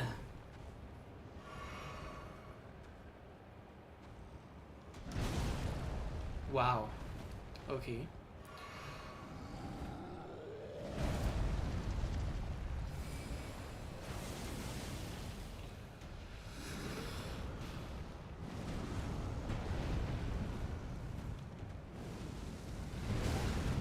Wow.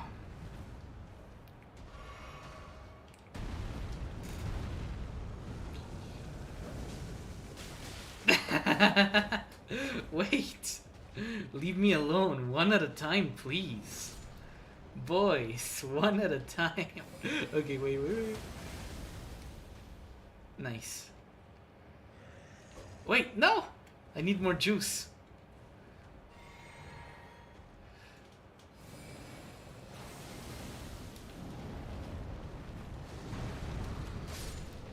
Right. Okay, I defeated the giant that was guarding the door. Does that mean that the door opens now? What's truly sad was that Kubrick was working on a Napoleon movie before he died and he said, we got this shit. After watching Barry London, that Napoleon movie would have been one of the best movies of all time. Yeah, I don't know. I want to watch the Napoleon movie regardless, just to like get an idea of what it's about. I heard that they depicted Napoleon as like an angry incel, which I think would be funny, because he was like a very weird guy. Like for sure, any person who's like that megalomaniacal would be an interesting person to make a movie about, right?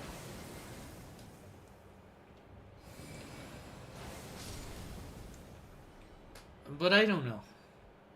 I'm not convinced by the fact that they depict him as this like yeah. Just like cool history man doing cool history man shit. Like, yeah. Amazing narrative.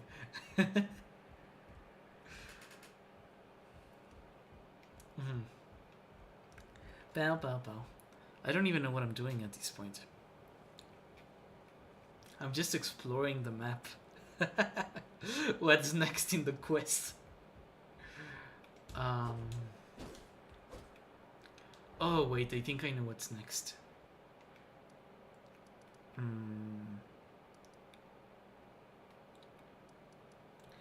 Siofra. Yeah.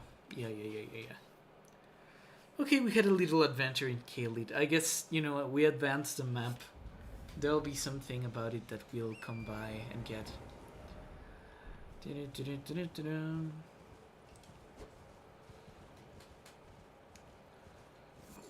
Yeah.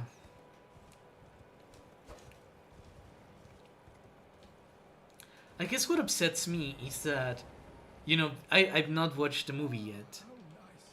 So, you know, take everything I say with like a pinch of salt, but I heard that the guy who directed the movie had complaints from historians that the movie was not like super accurate, that it had a lot of problems, that there were a lot of things to like be critical of, and he was like, "Oh, it's not a history movie, you know. I'm not trying to do like anything a historian would like. I'm just making a movie."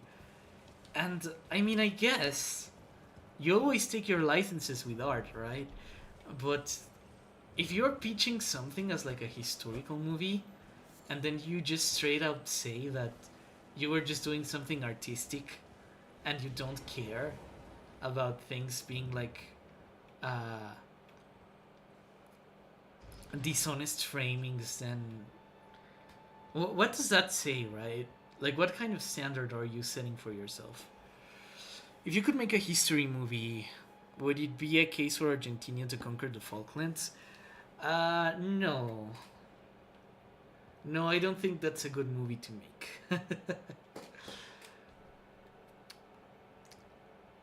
I think that if I were to make a historical movie,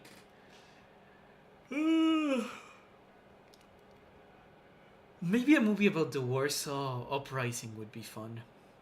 Yeah. The Warsaw Uprising. That would be a nice historical movie to make. Maybe a movie about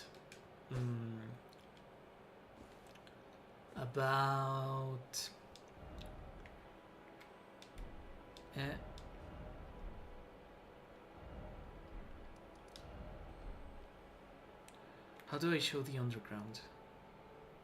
Alright. I don't know why I was waiting for the elevator. I already have this thing.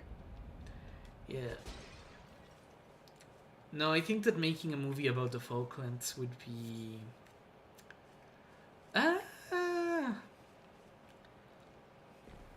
There's not a lot to make a movie about, because the Falklands, you know, for better or for worse, they're very uneventful. But there are things around the Falklands that still need to be addressed, I guess.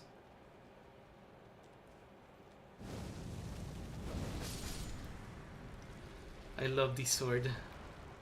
Best sword ever.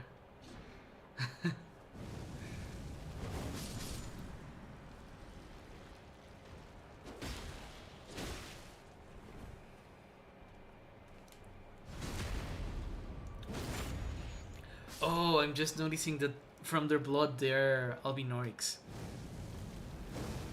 Okay, these people are albinorics, which is really interesting, and now I'm sad that I'm killing them. The albinorics are like the one people I feel bad for in this game. Everyone else, you know, you can argue that they deserve the shit that they got. But the albinorics are like the one victimized group.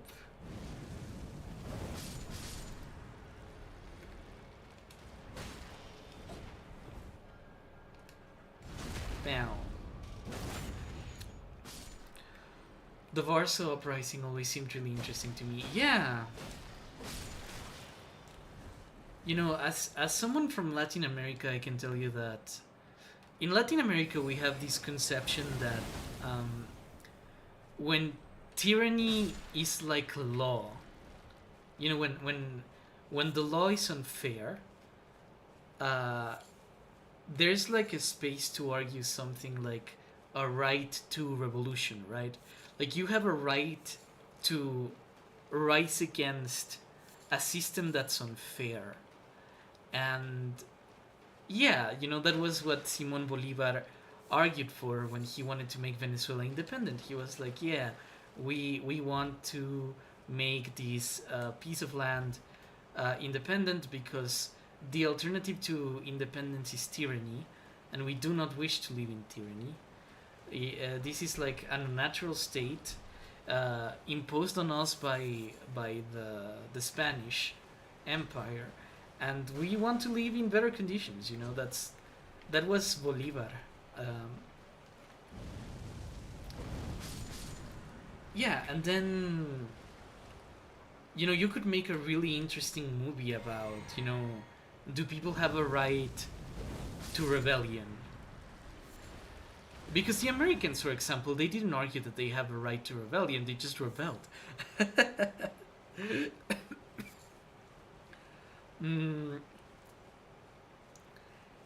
And yeah, I guess, you know, there are situations in the world right now that if you thought hard about, like, would you say oppressed peoples around the world have a right you know, like an inherent right in the same way we have a right to a name or a right to water. Do they have a right to rise against a state if the state is unjust? In the South, the right to secession is frequently talked about, which I disagree with in the South's case. Yeah. Yeah, I mean, if you wanted to make...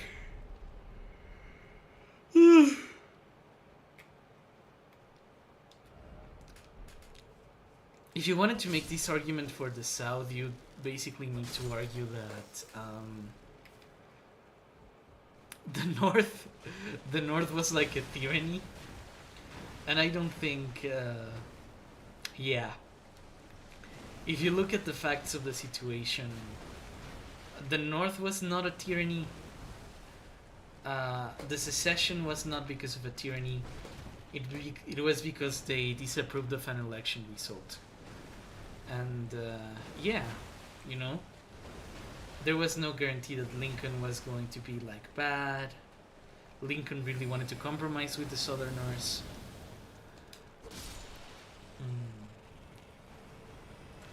So yeah, I mean, I look at Lincoln and I don't really see someone that's like worth all the hype. He was like a very conservative politician early on. But I guess, you know, if you buy the hype, if you get into the hype, yeah. You kind of start asking the question of, is this really like a secession that happened because of good reasons? You know, there was no like formal right to rebellion because there was no tyranny to like rebel against. It was just, you know, I don't like this election result, so I am going to you know, not accept it and declare it fake, I guess. I don't know. Yeah, it was so dumb.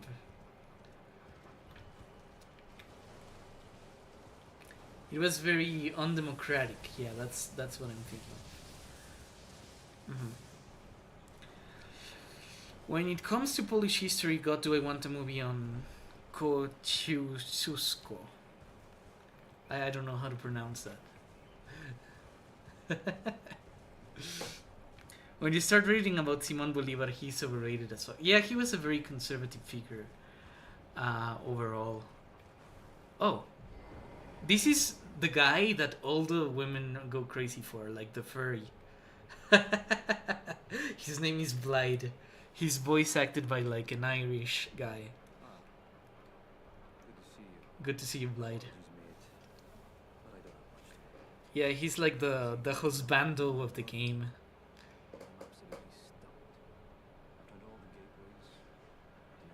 Uh-huh. Perhaps it's time to ask Celadus. I recall that Oh. spiteful acting like he knew something. Let's give him a squeeze. Show him just how sharp my teeth are. Okay, so he wants... I guess. Besides, you should check this place to me. If either of you Ah! we tell the other. I got hit by an arrow. Okay. Dude, I am being attacked. Can you help?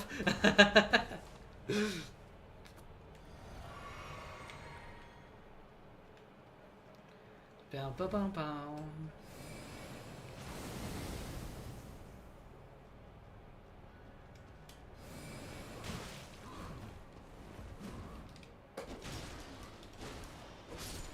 Okay, there we go. I can explain more watching a college lecture series on that topic. Yeah, sure. I mean, Bolivar is interesting, but yeah. You can think of Bolivar as Napoleon if Napoleon had decided not to become emperor, but he still reflected the same ideology. And, you know, the Colombian conservatives the ones that you know, wanted to compensate slave owners and things like that, they were politically how should I put this? They were politically aligned with Bolivar. Liberalism in Gran Colombia was more a thing of the Congress. So there was like this conflict between Bolivar as like the great representative of, you know, the revolutionary regimes. Nice. And then Bolivar as yeah, like the independentist. But the politics that Simón Bolivar represented weren't like the best politics for the time. He wanted to conserve most of the... Okay, I did not want to do that. Yeah, he wanted to, I guess, take over the state, but he did not want to change the ways in which the state was unjust. He just wanted to make sure it was, you know, América para los americanos, you know, self-governance by the Spanish, by the criollos, yeah. He was very much a criollo nationalist, which is a very complicated thing that I don't think I can explain in a stream about Elden Ring. Yeah, criollo nationalism, that's like, wow.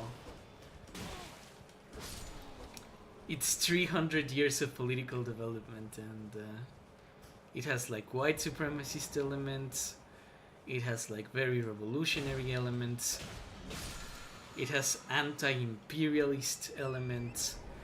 Yeah. Big topic. Very big topic. Way beyond the scopes of like a gaming stream. I could actually make a video about it and get paid for it instead of like allowing someone to like take my ideas of the stream.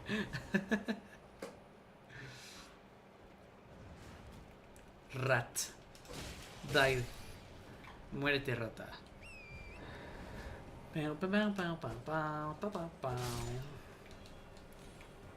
Okay, I recognize this part of the map. The worst, most annoying enemy ever is not too far from here.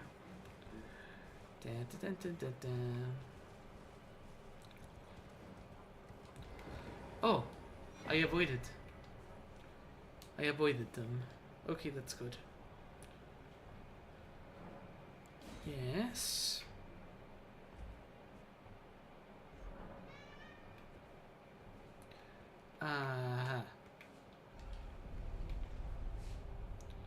Where does this go? Man, I'm so bloody.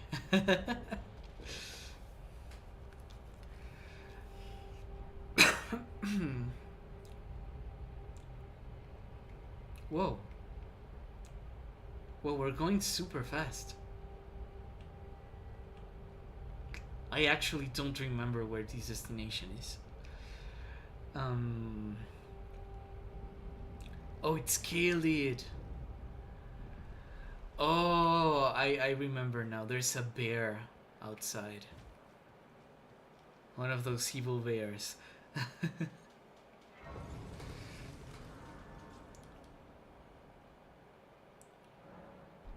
Dun, dun, dun, dun. Yeah, there's a bear over there. Can you see it? He's moving. That's one of the most powerful bears in the game. I'm not gonna do anything in regards to that. Other than that, this will be very specific, but a series on Aurangzeb rising to power in the Mughal Empire would be really cool. Yeah. If I could make a historical movie,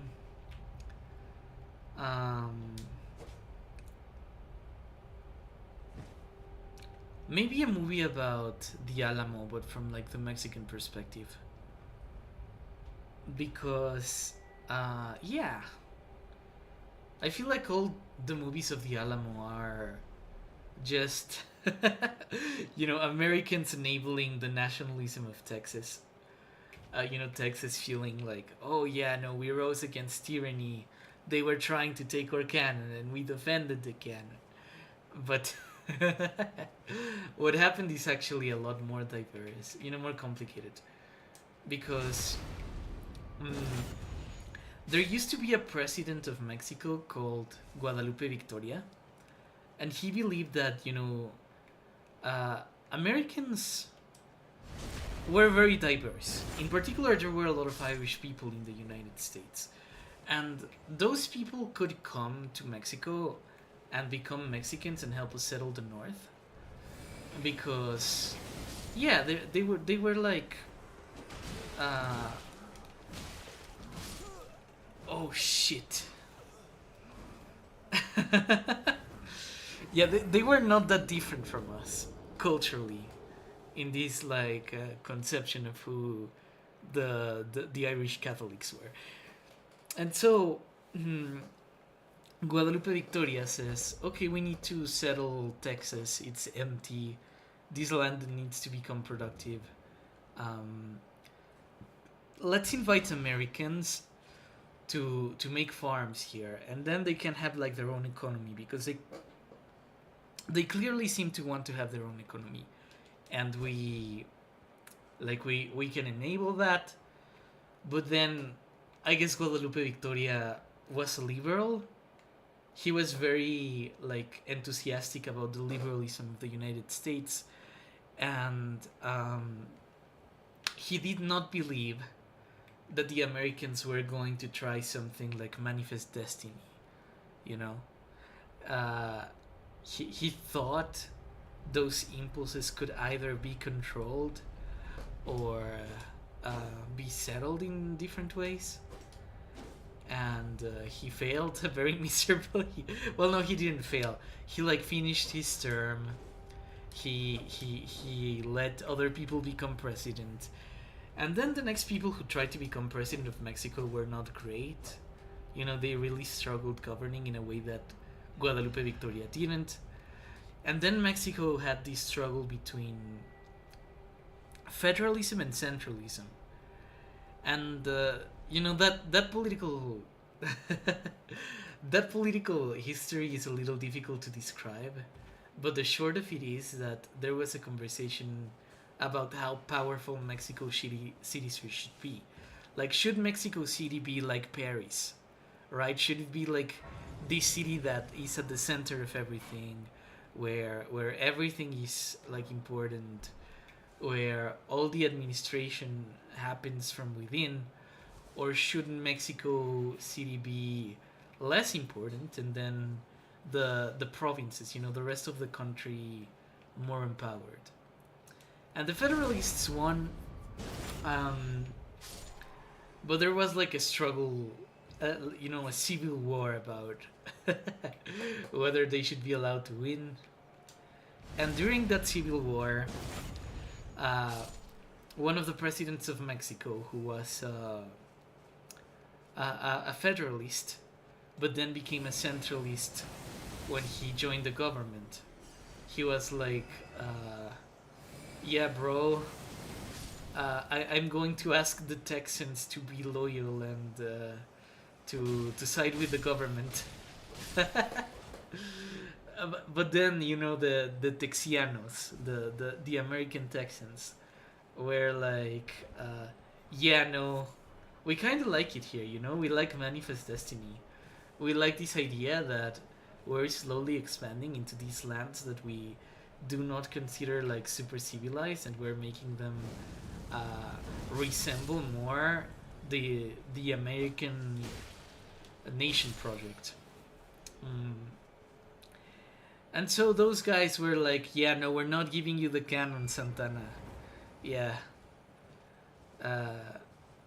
Yeah. We're not giving you the cannon. Fuck you. And then Santana sends like a fucking battalion to take back the cannon and disarm the the revolutionary, well, not the revolutionaries, but like the Texianos, I guess. And the thing with that uprising is that the Mexican army in this moment in history was probably the best army of North America, right? Because it had fought the Spanish. It was like a seasoned military force. It was structured around the French Revolutionary Army, and it had like a lot of structure in that sense. And when we were fighting the Texianos, the Texianos always lost. You know, most battles where the Mexican army engaged the Texan independence movement, the Texan independence movement got like super wrecked, and they got chased all the way to the city that today is Houston. And when they were around there, like deep in the countryside, right? This was after the Alamo, because you know Mexico won the Battle of the Alamo. So after the Alamo, what happens is that the Mexicans continue to advance. They're like chilling because they're winning every single battle that they are fighting. A couple of guys decide, you know, we're basically having fun beating the Americans, you know, beating this American insurrection. So let's have a party, right? Let's have a little celebration. And then in the middle of Houston, they decide to get like drunk as fuck. And while they're getting drunk, the Americans lead like a surprise attack on the Mexican camp. They capture Guadalupe Victoria. No, like Santana, Antonio Lopez de Santana, who was like the president of the time, and he says like, "Yeah, bro, you know, a bunch of like Texan like rebels capture the president of Mexico." And then he's like, yeah, I got you, bro. I am only going to release you if you give us independence. And the guy was like, yeah, sure, why not? And that's how Texas got like their independence. Antonio Lopez de Santana, like, you know, that guy is super hated because he's really arrogant. As far as his decisions went, as far as how he saw himself in relation to the country. He gave independence to cities.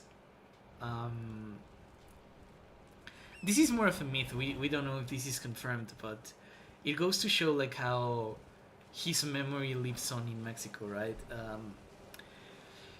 There's this city called Aguascalientes, which used to be part of a bigger state called Zacatecas.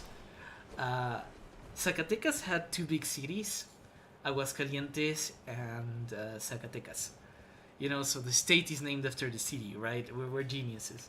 So what happens is that Zacatecas was the central government, but you know, Aguascalientes was kind of like Luxembourg. You know, it's one of those cities that is very rich. They want nothing to do with the bigger thing governing them because they know they could have a lot more money if they're just like a city by themselves. So there's this story that the guy begged, you know. Okay, so Antonio Lopez de Santana goes to Aguascalientes once, and he is greeted by like the mayor of Aguascalientes, who really hates Zacatecas and wants to become like his own state. And then he tells him like, hey bro, could you like help us? You're the leader of the centralists, like we really hate the Zacatecans. The Zacatecans are federalists. We could weaken them for you if you let us be independent. And he was like, I don't know, bro. I don't really like the fact that you want to separate, you know, from like a state. That what kind of precedent could he set? And he was like, come on, bro, we really want to leave this fucking state and become our own city.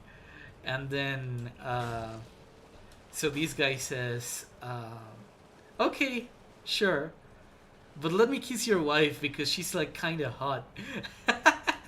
Yeah, and so like the president, not the president, the mayor of Aguascalientes, lets Santana kiss his wife, and then Aguascalientes becomes like a city. You know, it becomes a state. Yeah, insane shit. And then the Zacatecans are like super mad, but they can do nothing because the centralists are in power, and they're just kind of like rearranging and doing shit the way they want. Yeah. So that's why Aguascalientes is kind of like independent, I guess. And there's this thing that you know, whether the story is a myth or not, because there's like, you know, a decent level of documentation arguing that the story is fake. In the coat of arms of the city of Aguascalientes, there's a kiss. You know, there's a kiss. There's a mark of a kiss in the shield because of the wife of this dude that basically convinced Santana to make the the Mexican government give the people of Aguascalientes independence. And yeah, that's like Mexican history. That guy was the guy who was like, oh, you know, I think my life is more important than the Mexican Republic owning Texas. So I guess I'll just sign it off to the rebels, and then we can claim it later, right? Like, that was his deal. Oh my god, that guy, like, he's very hated right now. But one thing that I have to recognize from like Antonio Lopez de Santana is that at the time he was seen as the only guy who could govern Mexico, because he was like very competent militarily. As a statesman, he had like effective convictions and things like that. There's this thing that what happens? Yeah. There's this thing where the guy was thought to be like the only person who could govern Mexico, because the Federalists were very divided. They didn't seem to have like a coherent idea of what they wanted to do. And yeah, you know, even Marx, like when he wrote his many criticisms of Mexico, he was like, yeah, no, you know, like the Mexicans are like the Spanish but worse in terms of how incompetent they are. But what's weird about Mexico is that no Spanish no Spanish society has never produced someone as competent as Santana. And yeah, someone who's as good a statesman as Santana. And that was like Marx's opinion, you know? He was like, fuck Mexico, that place sucks.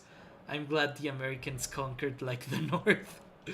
But, you know, one thing I have to recognize to the Mexicans is that Spain could never generate someone like Santana.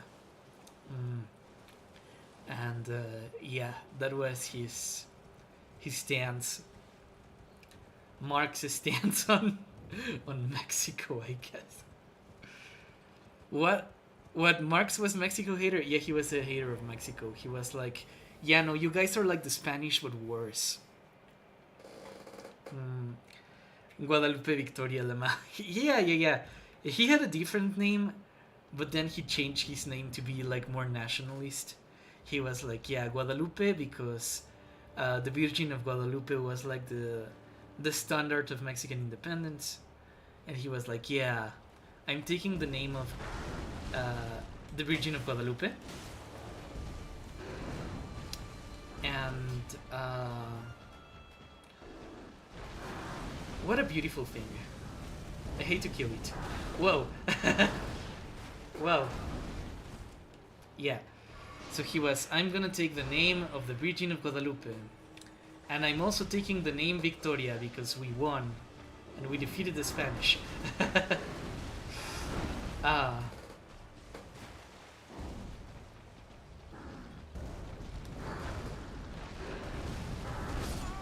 Oh shit, okay. I will only call Mexico worse Spain from now on. Yeah, that was like Marx's opinion. Marx was like, yeah, you know, the Mexicans, they have all this wealth. They have the majority of North America, but they don't seem to know what they want to do with it, right? The Americans, you know, he had his criticisms of the United States, but in Marx's opinion, the Americans at least had like a plan, and he thought, you know, California is very rich. The Mexicans clearly don't know how to manage it. It's probably better, you know, in his mind, thinking about like a global revolution based on industrialization. That the people who seem more interested in industrialization, which at the time in his mind were the Americans, right? They should take over California, and they should take over like Western North America. Yeah, Marx was an imperialist, you know. I'm willing to call him out on his ass-hattery. We're not beardies here.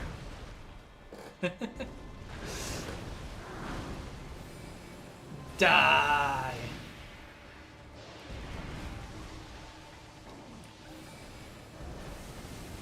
Oh, he dodged that.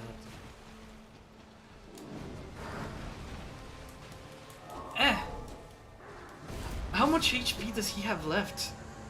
He had like 1 HP for a second there. Oh my goodness.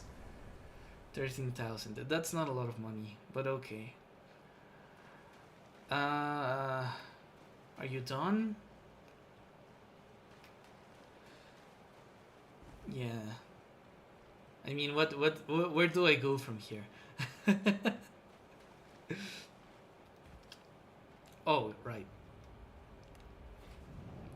Okay, so there was nothing in here. These I just killed a deer. I killed a moose. A moose. Yeah, that's what they're called. Moose. Meese. Moose. I killed a moose. I'm having a lot of fun with my sword.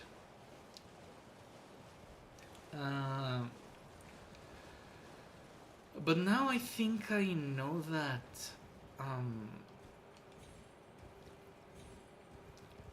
the stars need to be set in motion, I think. Yeah, okay, I've been here before. I need to go to kill it. But this door is closed. Okay. Should I go to Celebes? Yeah, why not? Let's go to Celebes. As much as I kinda dislike the guy, he gives me like bad vibes, honestly. But yeah, you know, the world is interesting.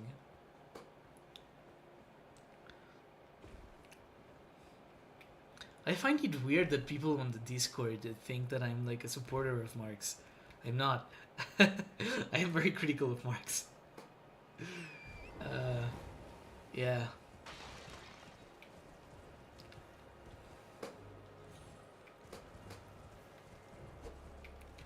Yeah, Marx by the end of the day was like a racist 1900s British gentleman, right? Like, what do you expect?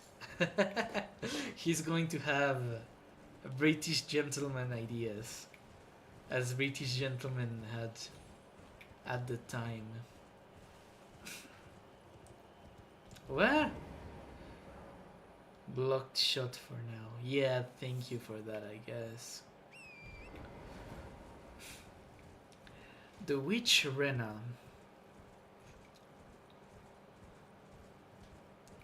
Bow, bow, bow, bow, bow, bow.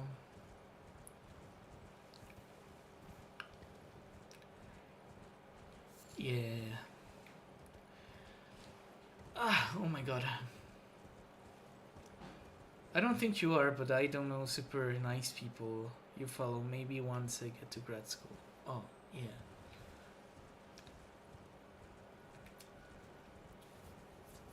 Well, I never studied like the humanities formally, right? I am like very working class in my readings of shit. Well, you took me at my word. Uh-huh. Did you not realize I was merely being polite? Oh, you provincials never cease to Yeah, these guys from Mexico City. I suppose you're here now. Uh-huh. Perhaps I'll give you something to do. I'd like you to find a woman caught in a ferry to administer a potion. Even you can do that. No, fuck you. I see. What a wretched. Do you understand? I've given you a very fine. If you complete this simple task, I will even you wish to see. Turn those little cogs upstairs and return. Have you fumbled out? Then you will undertake. No. You are fine. I can feel my. Don't bother wasting. I could have sworn I told you to. Are you here to tender your sincere?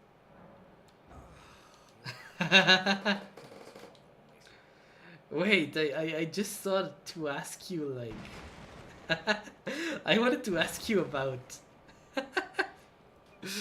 well. No. Fuck you. You're rude. I don't do things for rude people. Okay.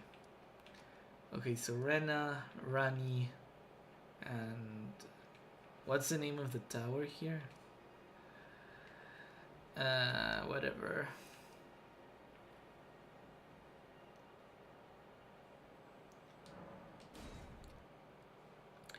Bow bow bow bow bow bow bow bow bow bow bow bow bow. 8:37. I might stop streaming soon, but not yet. I think, you know, there are other things I should be doing with my time, like finishing the Argentina video. But yeah.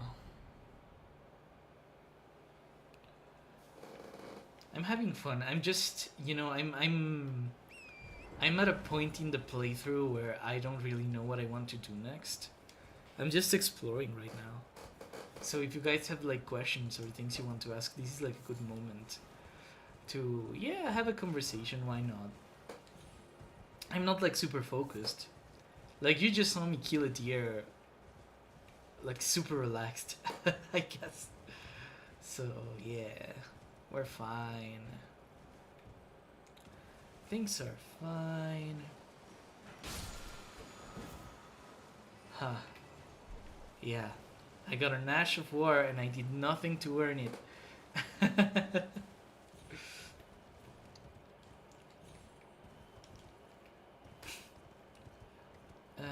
Oh. Yeah, no, I don't think I can climb that way. But there seems to be a way for me to cross over there. How far are you to the end of the game? I'm not even halfway through, sadly. Yeah, the game is very extensive. Wah!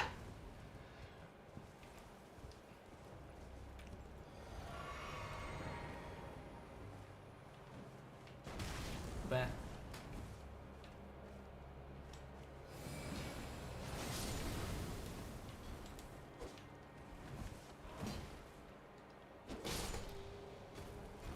Those guys typically have like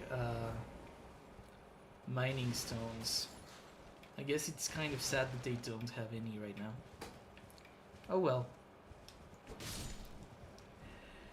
Yeah, so this game, to finish it, you need, what do you have? Why not? Take your book. Yeah, so to finish this game, you need to kill at least 2 of the main bosses. And we already killed 2. But we need to get to a city that's like over here in the map. So yeah, we have to complete all this gray area. yet. And that's going to take a while. Thoughts on the Attack on Titan finale? I didn't like it. I'm gonna be honest, I was very biased with Attack on Titan because I came to Attack on Titan after watching two series that I really enjoyed, which were Mirai Nikki, which is probably the anime that marked me the most in my entire life, and another, which is like a horror mystery anime. So when I came into Attack on Titan, what I thought of Attack on Titan was that it was like incredibly pretentious, because it was this series about a guy who, I was used to anime having like a mystery that was written from the beginning to the end. So these are mild spoilers for another, but if you pay attention, like if you pay very close attention, by episode 2 you can tell who the person that is triggering the curse is. If you finish like what else? Let me see if I can level up again. Yeah, so if you watch another, if you're the kind of person that watches like shows with like a lot of attention, and you pay a lot of attention to another, within 3 episodes you can know like what the mystery is, because there's a very important bit of information that's told. And yeah, so there's this very important bit of information, you hear it, and if you notice it, then you know the plot of the story.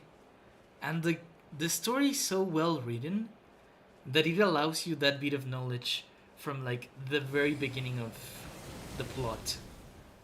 You just come back to it later with a little bit more nuance and a better understanding of the situation, but you can solve the mystery from the beginning. Mirai Nikki is similar, in that you can understand from cues that there is something kind of wrong, let's say, right? Like it also has a mystery that you can notice from like the very beginning what it's about.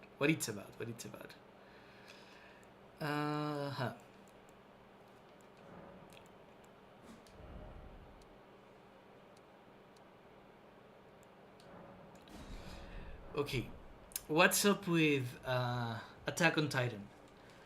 Attack on Titan is such a convoluted story that if you watch it from the beginning, if you watch it from like day one, there is no way that having watched the beginning of Attack on Titan, where the story is going to go. It's like it gets increasingly complex in ways that I think are very ridiculous. So some people like that because it's not like a story that you get to experience. It's kind of like a pigeonhole, right? You get to get out of the pigeonhole and look with the rest of everyone how big the world is compared to like the point of view of the characters. But it feels like the story is just getting like increasingly complex. And then when you get to the ending, I have not met like a single person who was satisfied with how they dealt with the end to the complexity.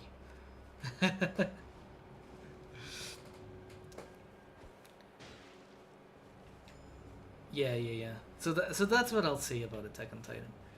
I was not satisfied with the ending.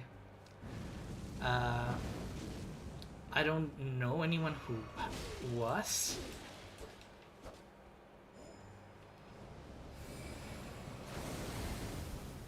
So yeah, that's the kind of story that it is, I guess.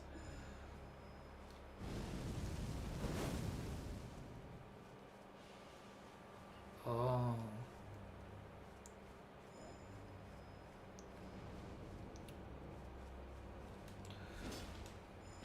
Huh. Okay, that's a perfumer. Perfumers are one of the most, well, at least from my experience, one of the most complicated enemies in the game. I was 10,000% satisfied with the ending of Attack on Titan. I don't know. Like, when I look at it, it's kind of edgy. It's like, yeah, I am enacting my righteous revenge. And then you just notice that, you know. Okay, I won't go into details, but we can probably talk, like you and I, about the ending of Attack on Titan. Yeah. Mirai Nikki is trash. It is trash. Yeah, it's not great. It's well written, but the story that it's trying to tell is like not a good story. You know, it's not something that you read and you leave. You know, you don't feel happier with yourself having read it. It's like, yeah.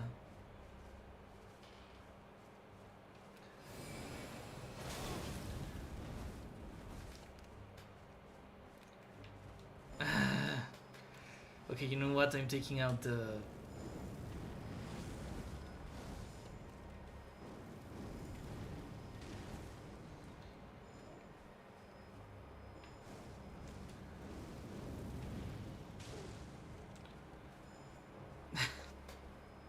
Okay, should I watch Oshinoko?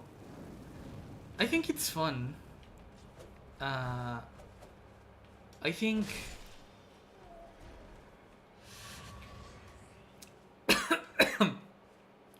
Well, actually, I don't know how I feel about Oshinoko.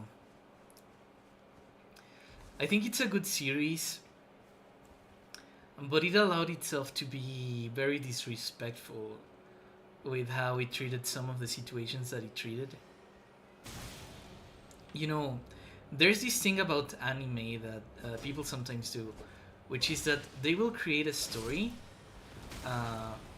based for, you know, built around the format of anime, but it's meant to explore an industry or a topic, you know?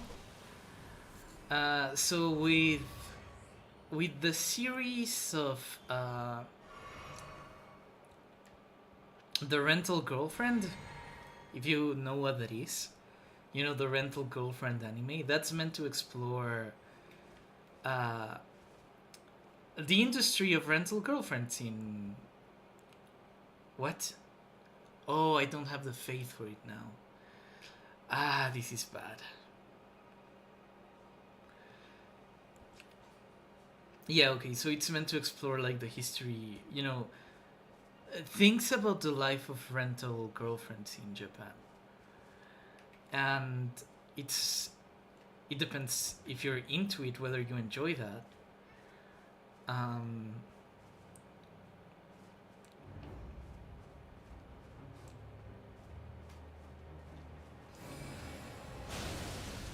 Okay. Okay, beefy boy. Oh, you're also a firebender.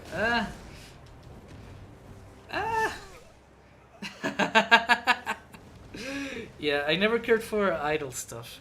Yeah. So, here's the thing. If you don't like the characters, and let's just say that the characters in Oshinoko are easy to dislike, the thing that is going to carry the experience for you is the learning about the world of, like, you know, show business, which Oshinoko does, like, really well. A lot of VTubers actually related to Oshinoko because they were like, oh yeah bro, this is how it is, you know, having to fake who you are and having fake relationship. And, you know, a lot of my friends were into it for that kind of reason. It's like, yeah, you know, like the audience never gets to know how you are behind closed doors, what priorities you have, and Oshinoko, it's about humanizing celebrities, I guess. You know, it's about humanizing people who are famous and showing that they basically have they just basically have a job, right? They have a job that they're trying to do. And if you're not into that, if you're not into like exploring the life of a famous person, then you're probably not going to have a lot of fun with it. Because, yeah. Like, famous people are humans too, guys. Like, yeah.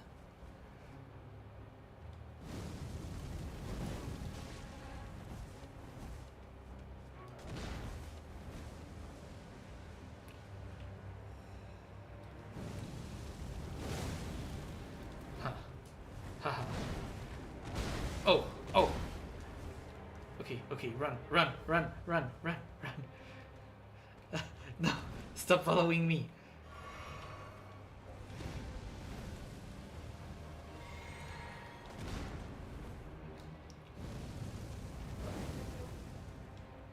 Oh. Is his health gonna recharge? If it is, I'm gonna be so mad.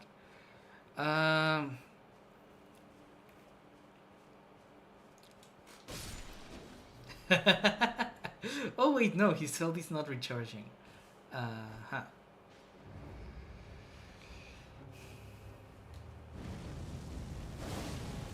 There we go. Oh wait, no, he's still alive. Ooh, ooh. No! I fucked that up. Biggest fuck up of my life in this game. Oh my god. Yeah, so yeah, Oshinoko is about humanizing a celebrity, and if you like humanizing celebrities, then maybe that's good, but maybe that's not good, and yeah, it's like definitely more art for artists, I guess. It was made with like the idea of, you know, people are into VTubers now. There's like a whole new culture of consumption around these things. People like the behind the scenes look, and Japan does have a culture of like trying to understand the lives of, you know, there's like these the inner life effects entertainment media. Wait. Oh my god, this is like the worst RNG I've gotten for the perfumer.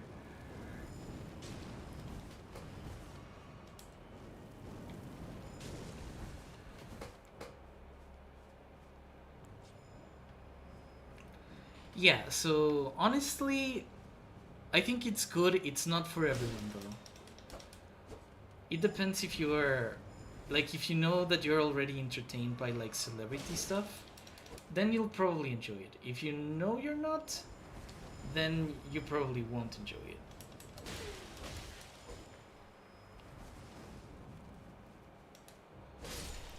Huh. I never cared for idol stuff, so I'll pass. Yeah, that's fair. I liked Hunter x Hunter because you can tell the Tiger was having fun while making it, yeah. I've not watched that one. Toradora was a really good show. No, I think Toradora is kind of creepy, honestly. It sounds interesting. I was always interested in the complexities that celebrity... Yeah, it's like... Yeah, you know, in Japan they have this very specific, like, celebrity culture, where celebrities are these, like, larger than life figures almost, right? They always look perfect, they always have, like, everything right. They're meant to sell you on a lifestyle and on a certain idea of beauty and things like that. And a lot of people are very critical of that, you know?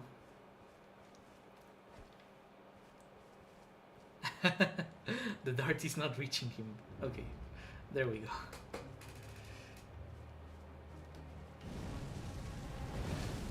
Wait.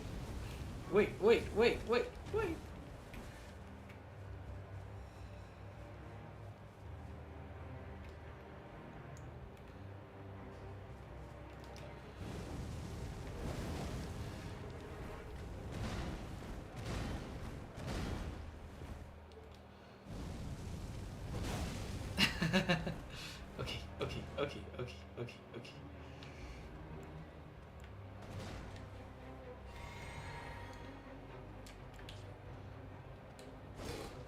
Ah, okay. I pay extreme attention while watching. I never cared for idol stuff. Yeah. Let's see. Sounds. I really like artist stuff. Interesting to see from. Yeah. Yeah, that's a trope in anime, you know, like showing you the insider. Ugh. No. Okay, let's back up. That was like a very bad start.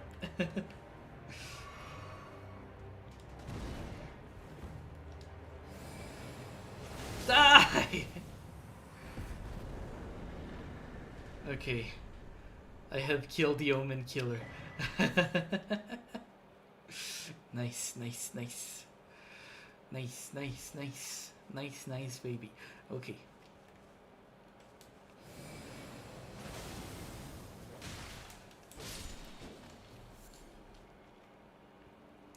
Alright, then I guess we have like a decent sum of money right now.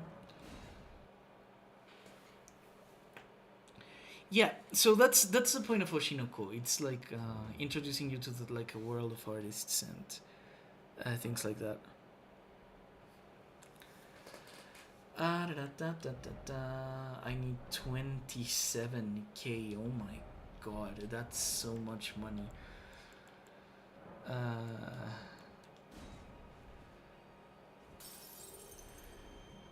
I don't think I have enough. Let's see.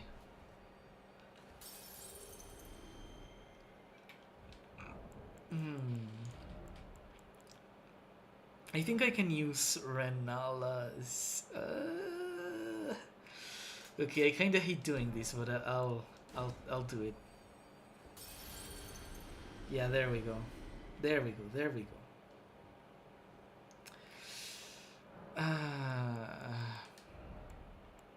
I need to level up my arcane. This thing needs to go back up to 12, and Vicar.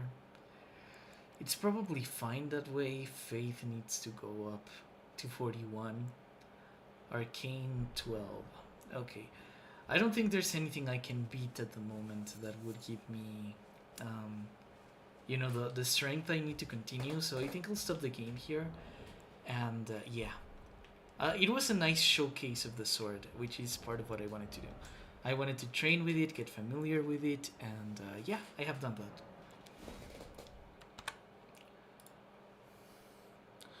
I like the real inside, like very emotional albums. Yeah. Yeah, Americans have this culture of like, you know, the real life stuff. You know, the real life stuff. That's like something that happens a lot in TV shows. The real lives of like this person, your Kim Kardashians and stuff. Yeah. So I can understand the appeal, I guess, of looking at the inside of what it's like to have life as a celebrity. Okay, well, thank you everyone for coming. Thank you everyone for watching. I have to check on like a couple of pets that I have. They need to have dinner. And yeah, I'll go take care of that and attend some of the responsibilities of the Argentina video and stuff. I don't know if I'll be streaming next week. I'll try, but don't count on it. And yeah, I'll be working very hard to produce a video for the main channel. Okay, that's the alarm for my antidepressants. I think I'm finishing like right in time. Okay, so thank you all for attending. I'll see you all on the Discord, or I will see you either the next time I stream. And yeah, I hope you had fun with this stream. I think it was kind of uneventful compared to the last one, because the last one we were fighting a boss, and yeah.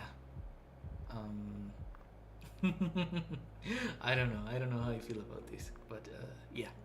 Okay. Well, without anything else to say, I hope you'll have a very good time, and I'll be seeing you later. Bye bye bye.